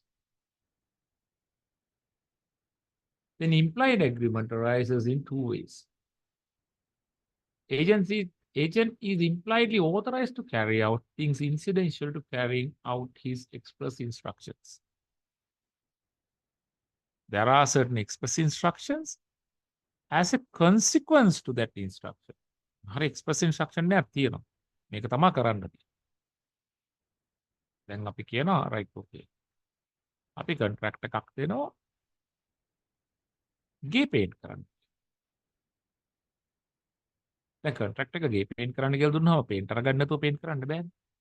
Either you have to purchase the paint for himself by yourself and give it to him, or he has to purchase the paint. එතකොට ඔයා දෙන්නේ නැත්තම් right? ඔයා දෙන්නේ නැත්තම් එයාට ගන්න වෙනවා. Now this is not an agency relationship. Remember, this is just an example I am telling you, right? එයාට ගන්න වෙනවා. එතකොට එයාගේ job එකේ incidental fact එකක් තමයි paint ගන්න එක. It's an incidental fact to carry out the instructions given. So it is applicable in that manner to an agency relationship as well. Now in this case, Australian agent and Belgian company. Agent deposits checks of his principal to his account. Now remember, when you learn in the future slides, you will understand the agent is supposed to keep the finances of the principal and his personal finances separately. Right? So depositing checks to his personal accounts is not considered prudent. Right? Not considered prudent. And it is not actually accepted as a general practice. But here, the agent has been depositing the principal's checks to his account with the knowledge of the principal. Now, principal knows that. Right? Principal was aware of the fact. The courts held agent had the implied authority to do so because it was incidental to his express instructions. Where a person is appointed to a particular position and it is usual for that office to have contractual powers, the principal is implied to have conferred those powers as well. Now, simple facts. Now, the three pillars of democracy: legislature, executive, and the judicial. We learned it, right, in the introduction. Now, the executive arm is the president. The board of cabinet ministers are the agents of the president. President is the agent of the public. It's a different matter, right? But the executive arms agents are the ministers, right? So the ministers are appointed by the president. When a minister is appointed by the president, right, we'll say Minister in Agriculture. Now there are certain statutes which confers authority to the minister to publish gazettes in certain requirements, certain incidences. right? So when a minister is appointed, like, we'll say a name, we'll, uh, we'll not take names, right? We'll say a certain Mr. A is appointed to the uh, position of a agricultural minister. Now, when he is appointed, his appointment is to be the minister. So that is his power. Right? That is the power conferred to him to act upon the matters with regard to agriculture ministry. Now, when he is appointed, the president does not need to state in his appointment that he gains the authority to act upon the statutory authority that has been given to this man and so forth. That is because those powers are implied, right? Because those powers are implied to that office. එයා ඉන්න sheet එකට ඒ powers ටික ඉම්ප්ලයිඩ්. එතකොට ඔක්කොම minister කෙනෙක් minister කියන position එකට තියෙන පවර්ස් ඒ ෂීට් එකේ වාඩි වෙන කෙනාට ඉම්ප්ලයි වෙනවා. එයාට ඒ පවර්ස් ටික ඔටෝමැටික්ලි එනවා. right? එතකොට ඒක it is considered that the principal has given the implied authority with regard to that position. Then now once you can remember when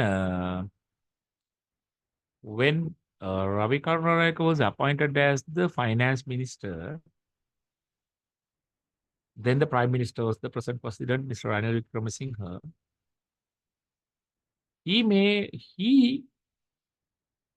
made a special move. What he did was, now usually the finance minister, the central bank is coming under the finance minister. That is an incidental authority, right? That is an incidental authority implied on the finance minister. Now, when he is appointed as the finance minister, automatically it comes to him. Ranil Wickremesinghe, as the prime minister, what he did was, he got the central bank under his wing, taking it away from the finance minister. Specifically, he did that. So when he did that, the incidental powers which was conferred to the finance minister was restricted against the central bank. Right? So the implied authority which should have been conferred to the finance minister was taken away by the principal. Of course, in correct viewpoint, it's not the prime minister who is the principal. Principal will be the president, because president's power, the administrative power, is the thing that is being conferred on the cabinet.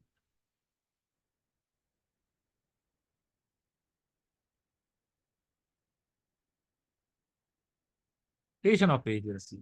Sorry. So in this case, Panorama Developments versus Fields Furnishing Fabrics, 1971.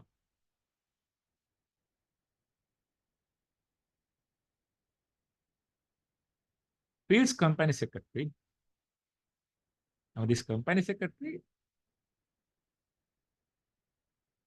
hired cars from this Panorama Development business while the managing director was away. Now remember, don't take this from the aspect of the company secretary, right? Take this from the aspect of this fundamental that we are trying to understand. That is because the legal foundations, legal fundamentals with regard to the company secretaries, managing directors, and the companies during that time in UK is different to the present context of Sri Lanka, and it could be different in the present context of UK even now. But of course, during those days, the company secretary has had certain inherent powers, which is conferring administrative powers. But of course, in the present context, in Sri Lankan context, legal context, the company secretary does not have that administrative powers, right? So don't take this as an example with regard to company law, right? Take this as an example for the agency implied agreements only, right? I have to tell you, right? So the secretary hired some cars on behalf of the company while the managing director was away. But of course, now he was hiring cars, stating that those are for the use of the company.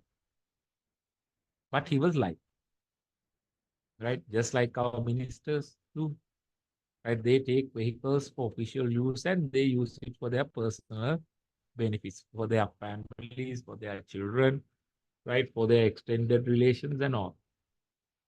Right? Just like our ministers in Sri Lanka, this man, he lied.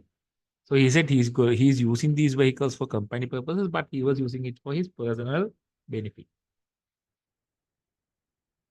Afterwards, the company found out this man has been uh, misappropriating from the company. So misappropriation is a criminal offense, even in Sri Lanka. Right? Misappropriation කියන්නේ අයථා පරිහරණය. Right? So misappropriation is a criminal offense. And the secretary was prosecuted and imprisoned, right, for that offense. But the car hires had an outstanding of 570 pounds for the, now there was an outstanding. Now the contract was with the company and the car hiring company, which has been executed by the company secretary, right? Now the company, right, owners of the company claim it was not bound to the hire contracts because secretary never had the authority to enter them. මෙයාට එහෙම authority එකක් අපි දීලා නැහැ.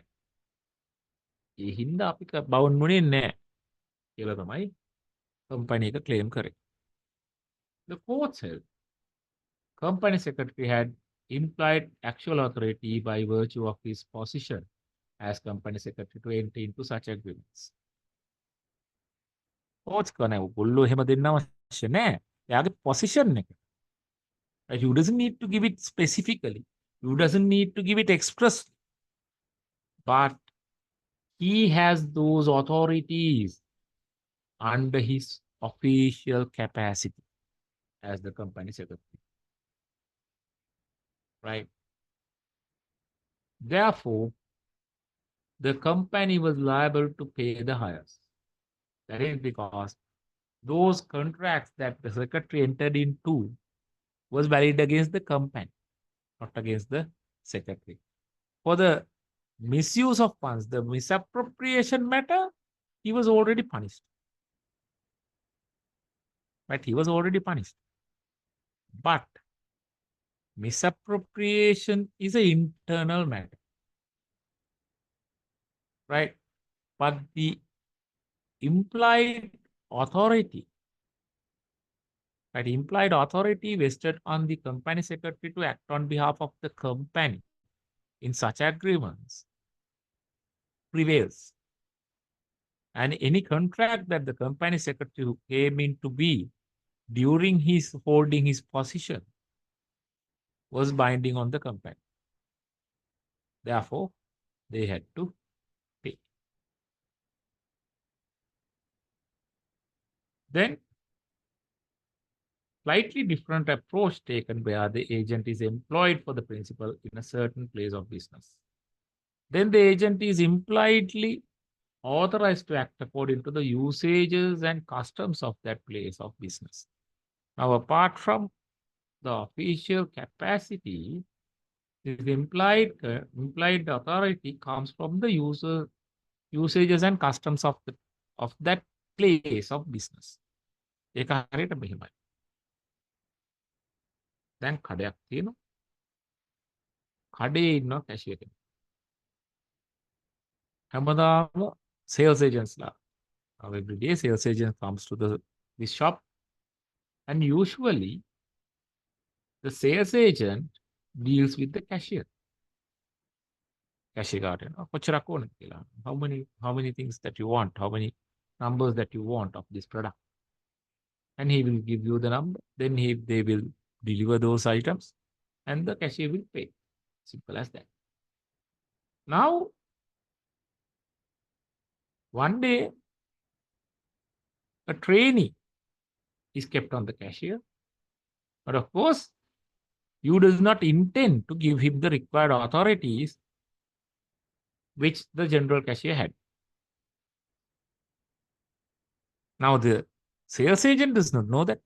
They come in, they speak with the cashier, they ask how many numbers that they want, then they supply, they take the payment and go away. Now, at that point, you cannot go ahead and say he does not have the authority. That is because it was the usage of the place of business. Right? It was the usage of the place of business. Right?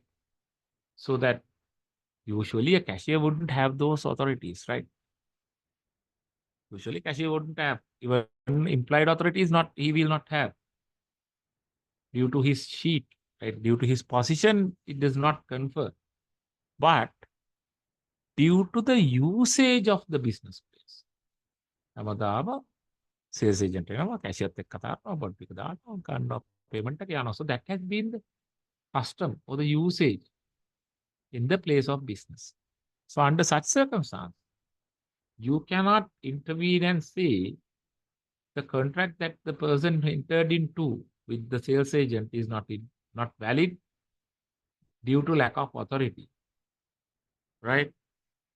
Because he, of course, has an implied authority according to the usage of the place of business.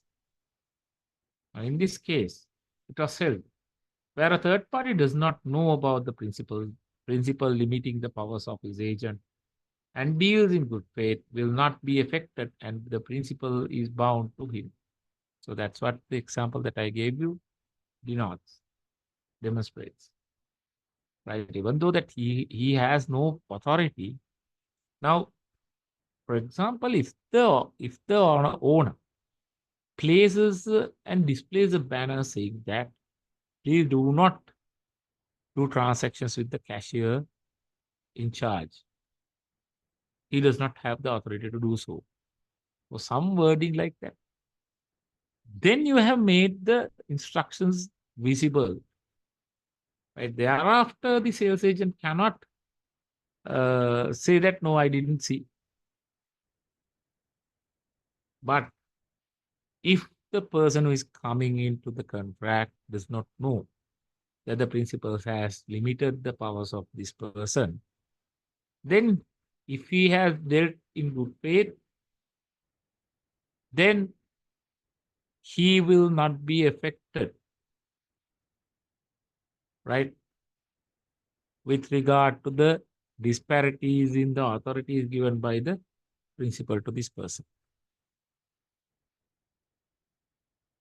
In this case, employee ordering cigarettes on credit against the orders of the owners.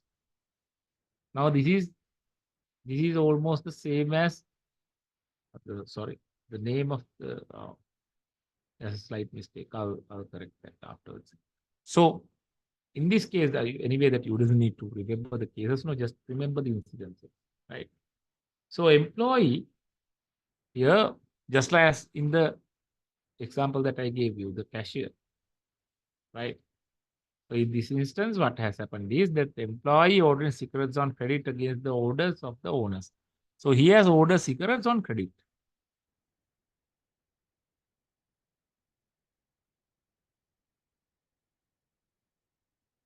So now it has been the usage of this business place, right? Afterwards, when the employer said that no, he does not have the authority, the courts health. Employee had entered the contract during ordinary authority and thereby the owners were still liable. Owners were not capable of exempting them from the contract for which the employee entered into, even though he entered into it without the authority. Because of the implied authority conferred on him by the usage of the business space.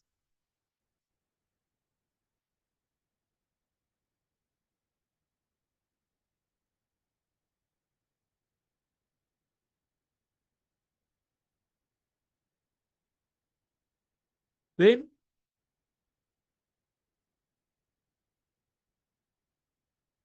creation of an agency by operation of law. So there is no written or oral evidence for the creation of the contract, right? When an agency relationship is created by operation of law, there is no express evidence, right? There is no express evidence. However, there are facts and circumstances which implies the creation of the agency by conduct.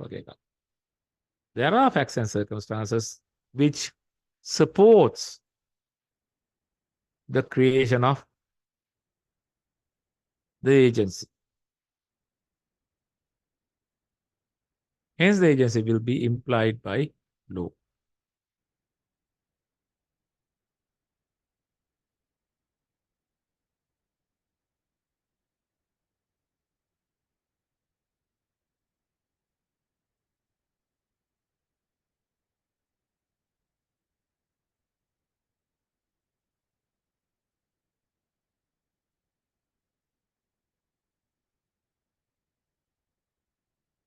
So, the ways that a agency is created by operation of law, first is the agency by marriage and cohabitation. Now, first of all, you have to understand what is the difference between these two, right? Marriage is a legal marriage between two people. So they are legally married, husband and wife. Cohabitation means there are two people living together and they represent themselves to the world as husband and wife. But of course, there's no legal marriage, right?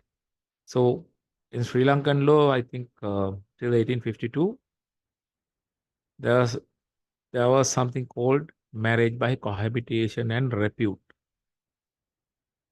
right? Cohabitation, sahavase saha, prasiddhi, repute is, right? Prasiddhi, right?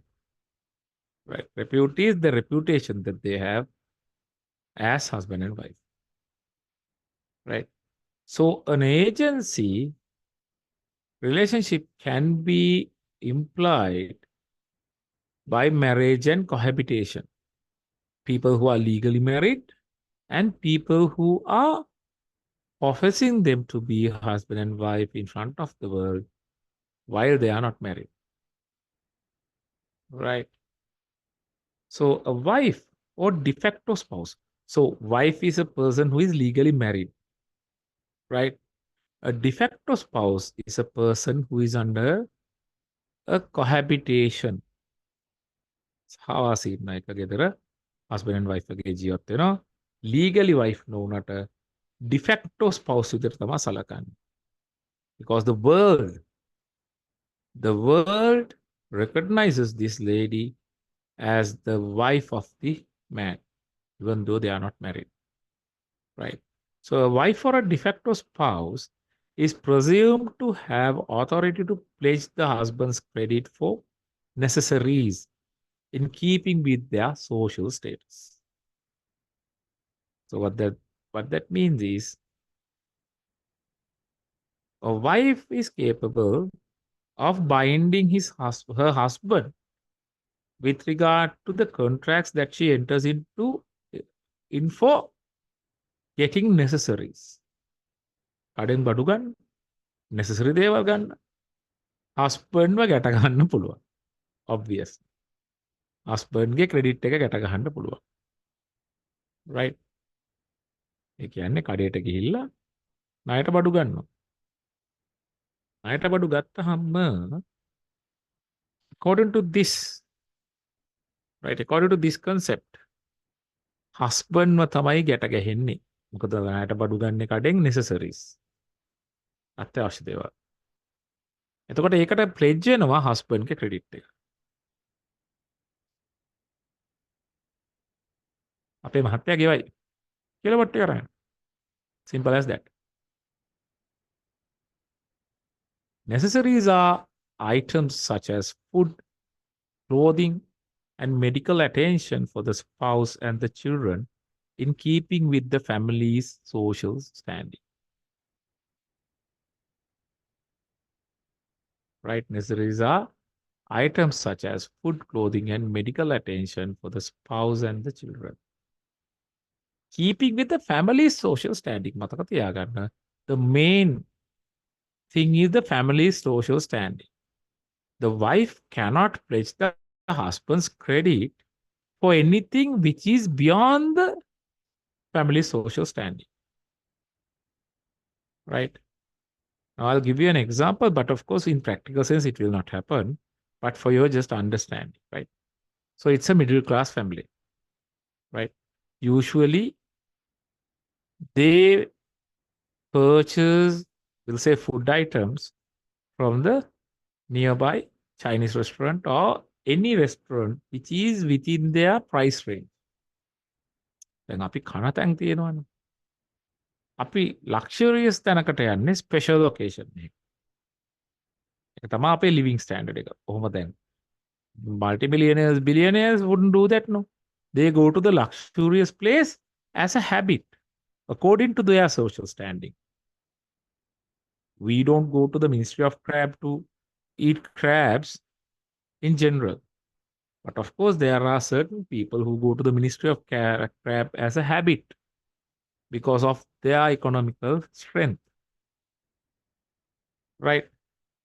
Likewise, now the wife go to a luxurious restaurant and purchases food on the credit of the husband. මගේ මහත්තයා ගෙවයි කියලා එනවා. එහෙම වුණාම අර එස්ටැබ්ලිෂ්මන්ට් එකේ කට්ටියට මහත්තයාව ගැට ගහගන්න බැරි වෙනවා.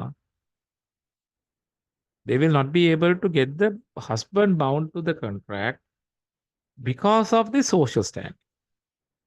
Because the wife has ordered food from their out of their general zone. ඒගොල්ලන්ගේ social stature එකෙන් උඩ තැනකින් තමයි අරගෙන තියෙන්නේ. එතකොට ඒගොල්ලන්ගේ social standing එකට beyond. It's a luxury. Right? It's a luxury. So then this establishment, the luxurious establishment, will not be capable of getting the husband binded by that contract. Husband ඇවිල්ලා කිව්වහම අරක වාගේ නෝනා මෙන්න මෙච්චරක බඩුව කැමරන් ගියා. සල්ලි ගන්න කෝ යාට ගාව උතිය ආයාට දුන්නා යාගෙන් බලා ගන්න මං අදාළ නැහැ කියලා. Right? He can refuse because it is not within the general social standing of the family. Right? General social standing of the family. Necessaries for which a wife can pledge the husband's credit as his agent do not include luxury items or items such as jewelry. කඩේකට ගිහලා phone එකක් අරගන්න බෑ මහත්තයාගේ credit එක මෙව කළා. මේ දවස්වල nowadays of course phone is a necessity, you can say, but it's not the case. Right? Not everyone is having a phone and you doesn't have any binding necessity. There's no binding necessary requirement to have a phone.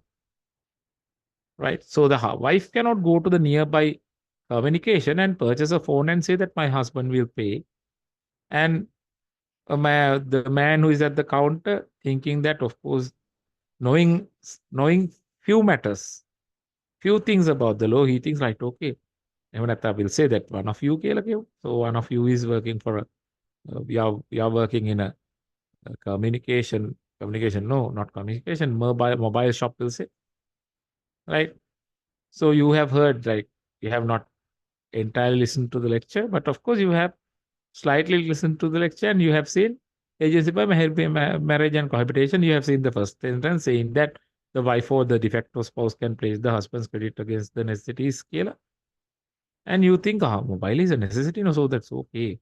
මේ පුළුවන් ප්ලේච් කරන්න කියලා ඔයා transaction එක කරලා යවනවා. So when the husband goes by, you call the husband and say, යාගේ මහා නෝන අරන් ගියානේ ෆෝන් එකක්. සල්ලි දෙන්නම් ඔයා දෙනවයි කියලා කිව්වා කියලා. You cannot claim that. You can say your wife said that you are the one who is going to pay for this. So it's a necessity. No, it does not come under the necessity. It comes under the luxury items. Right?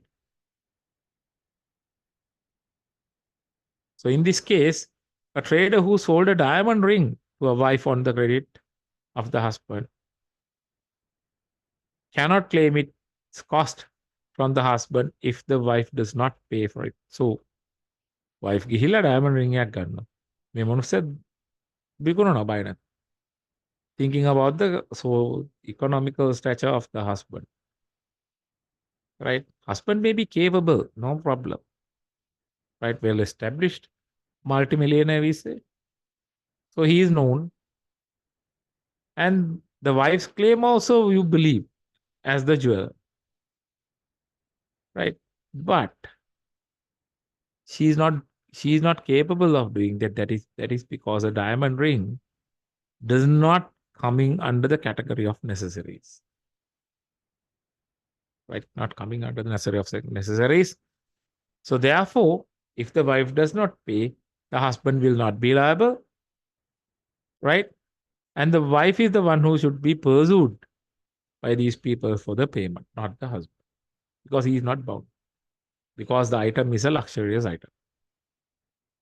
Then if the husband has expressly informed traders not to supply any goods on credit to his wife, then it is unlikely that the husband will be liable for the debts incurred by the wife as his agent. Now, if the husband wants to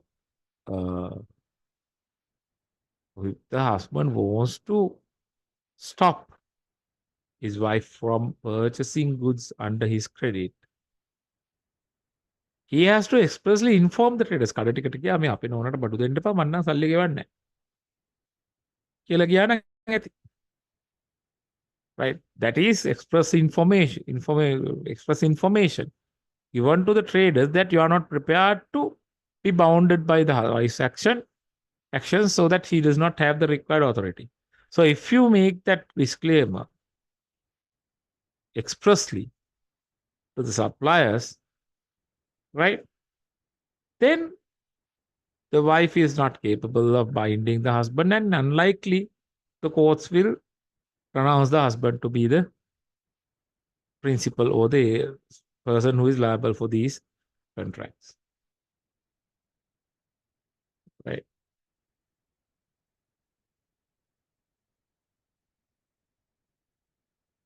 Agency by estoppel, apparent authority. A term estoppel is a legal term and means that a person who has let another person believe that a certain state of affairs exists is not later permitted to deny that state of affairs if the other person has acted to his detriment in reliance on that state of affairs. So he is stopped or prevented from taking different position. කවුරුද කෙනෙක් තව කෙනෙකුට මොකක් හරි වෙනස් දෙයක් ඒත්තු ගන්නනවා නම්. Then, for example, we'll say there's a person who is always traveling with you, right?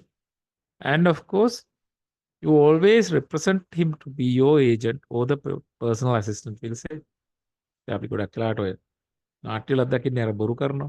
Personal assistant විදියට I can see now there's a teledrama going on. I have seen this shorts of it, which is almost equal to the Subasahayasa stage drama. The king and the what do you call the doorman, right? Dorotupala, the person who is securing the door. They looked alike. So what the king did was he asked the doorman to come and switch the places. So the king became doorman, the doorman became the king. Right? Now, this king is allowing others to think that this man is the king and his actions are is on behalf of him, not even on behalf of him. He is representing that this man is the king, obviously. Right? In such an instance, any action taken by this perpetrator, who is the doorman as the king, right, will bind the king thereafter. And if there's any contracts which has been entered by him, the king cannot deny that afterwards. That is because he will be stopped from denying that fact that he represents this man to be the king. Right? So that is estoppel in short version. Right? Therefore, in the law of agency, if a person by word or by conduct represents to the world that someone is his agent, he cannot later deny that agency if third parties had dealt with that person as if he was the agent. So when you represent yourself to be the principal and this man to be the agent, right? And a third party who comes into a contract with this person, the impersonator or whatever, right? It will bind you if you have represented yourself, if you have represented that person to be your agent, while it is not, right? So he cannot later deny that the agency if third parties had dealt with them. In this case, Rama Corporation versus Proved Tin and General Investments.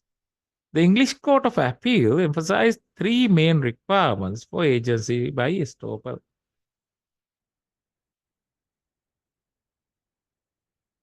A representation by a principal. So the principal has to have made a representation first start. A reliance by a third party on that representation. Not we'll say we'll, we'll just keep aside the kade. We'll talk about the supasahayasa. Right? So when someone comes in, the doorman will take that person to the king, right? And he will address the king as king.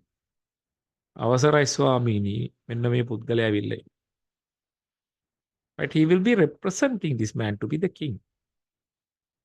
So that third person who is coming to see the king, right? Keep reliance on the representation made by the actual king as the doorman.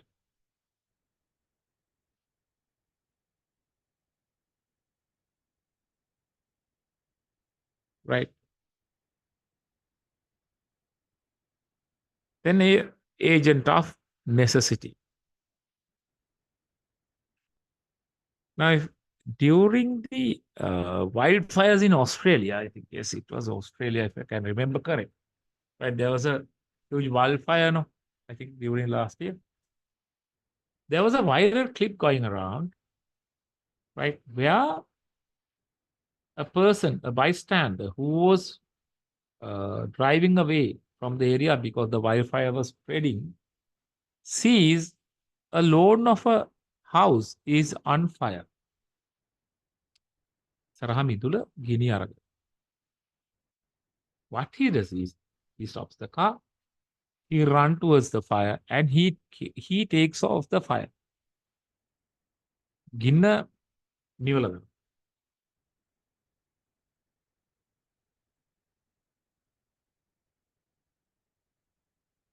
In that instance, that person is an agent of necessity. The agent of necessity. An agent of necessity can be described as a person who, in circumstances of an emergency, acquires by operation a presumed authority to act as an agent. අරබෙලා මේ ගෙදරට හානියක් වෙන්න පුළුවන් කියලා. He was like, he was taken into an interview when he was asked why you did that. He said, of course, it's not my house, it's someone else's house, but still, right? But still, I saw the imminent danger of burning down of the house. Therefore, he wanted to safeguard that house from his goodwill, right? So, such instances, according to the principles of agencies, he becomes a agent by necessity. Agent by necessity.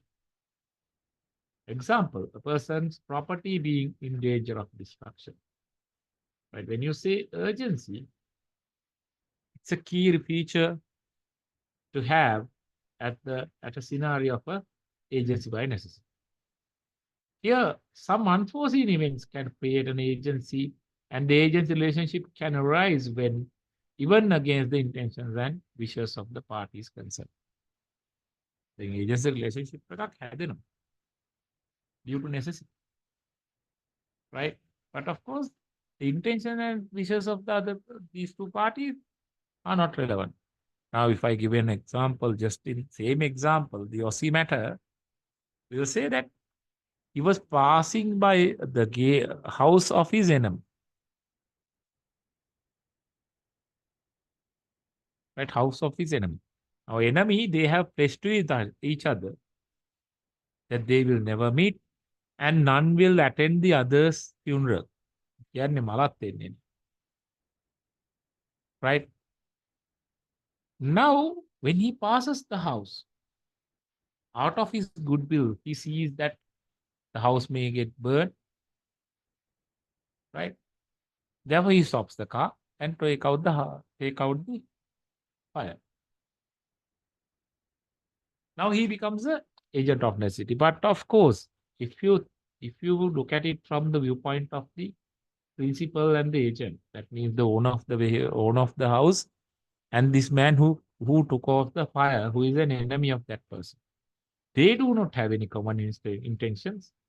Right? They have pledged that not to attend their own funerals even. Right? Therefore, the intention is not there at all. They don't want. Now, you don't want your enemy to interfere in your matters. Right? සමහරවිට කියනවා මගේ ගේ ගිනි එකක් කමන්නේ ඕක අනිවන්න නැතුව කියලා.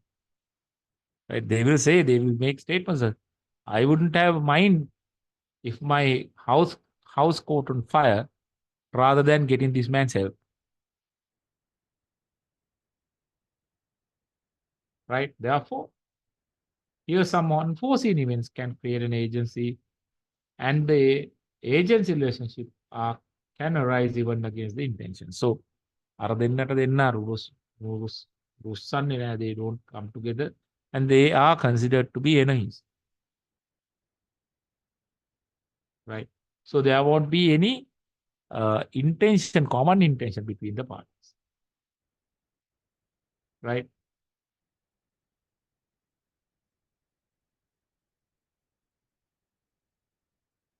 The object of the law in these circumstances is to recognize the inability of the agent to communicate with the principal. Now, in such a scenario, මේ තරහකාරට කෝල් එකක් දාලා මේ ඔයාගේ ගේ ගිනි ගන්න මොකද කියන්නේ මම නිවල දාන්න දෙපාද කියලා අහන්නවත් වෙලාවක් නැහැ. The crisis question. But therefore, he is not capable of communicating with the principal. In the context, commercial necessity imposes on the agent the duty to act in good faith in the interest of the parties.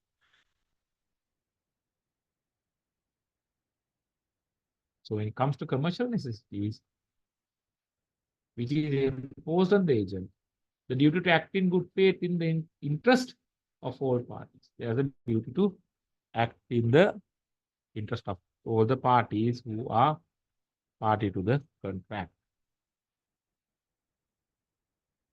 Give me a minute.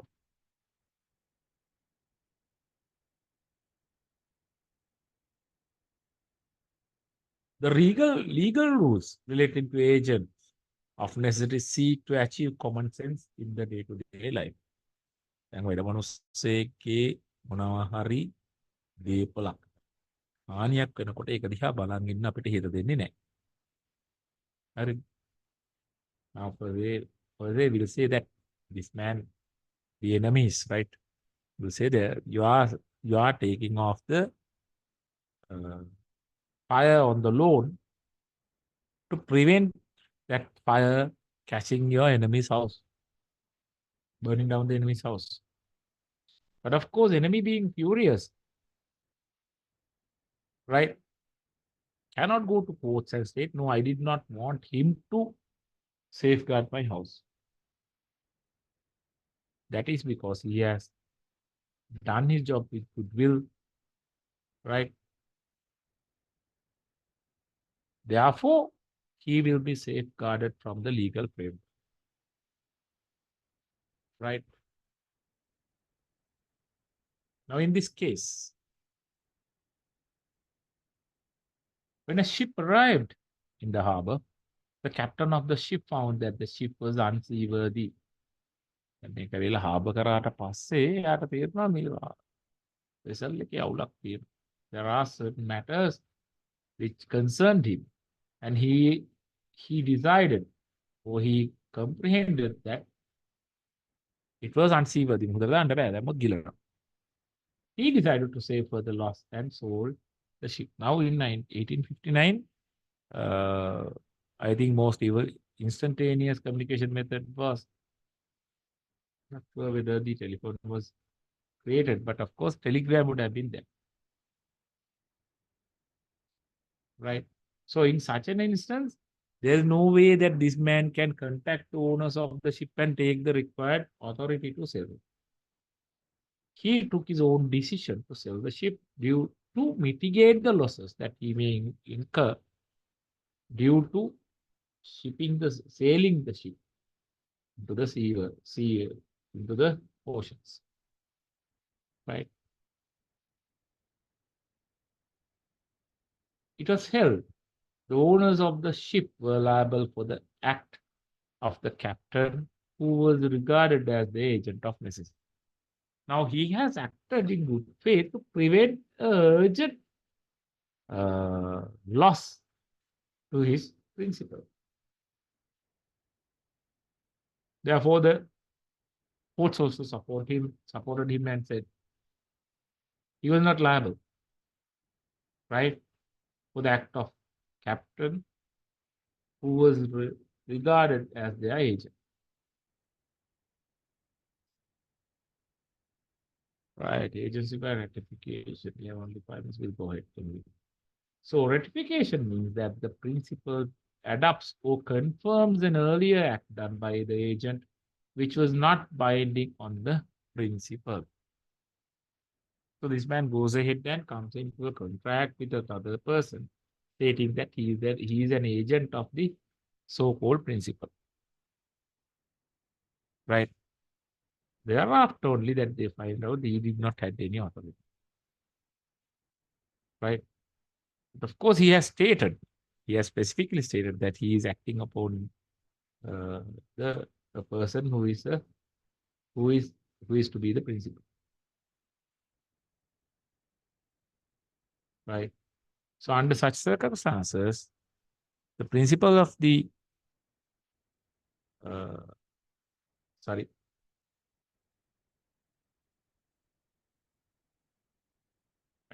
now under such circumstances, right? Afterwards, now this man has acted without the principal's knowledge. Afterwards, if the principal states, now the funny fact is, like, we'll say the contract is beneficial to this man, the principal. Now he finds out afterwards that this man has entered into a contract with another person, stating that he's the agent of the principal. Now to gain the benefit, he can say, okay, no worries, I approve your transaction and I adapt your transaction. As soon as he ratifies, ratify means subsequently adapts or confirms the transaction, right? As soon as he ratifies, he becomes the principal and he will be binded into the contract, right? Which theoretically he couldn't be bounded by. Ratification is treated as equivalent to original authority, and by ratification, the relationship of principal and agent is constituted retrospectively or retroactively. අතීතයට බලපාන පරිදි තමා රටිෆිකේෂන් එකක් කරපු ගමන් contract එක create වෙනවා. එහෙම නැත්නම් bad. For agency, by ratification to arise, some essential conditions must be fulfilled. So we'll talk about these essential requirements in the next lesson because it's slightly lengthy. So thank you and good night.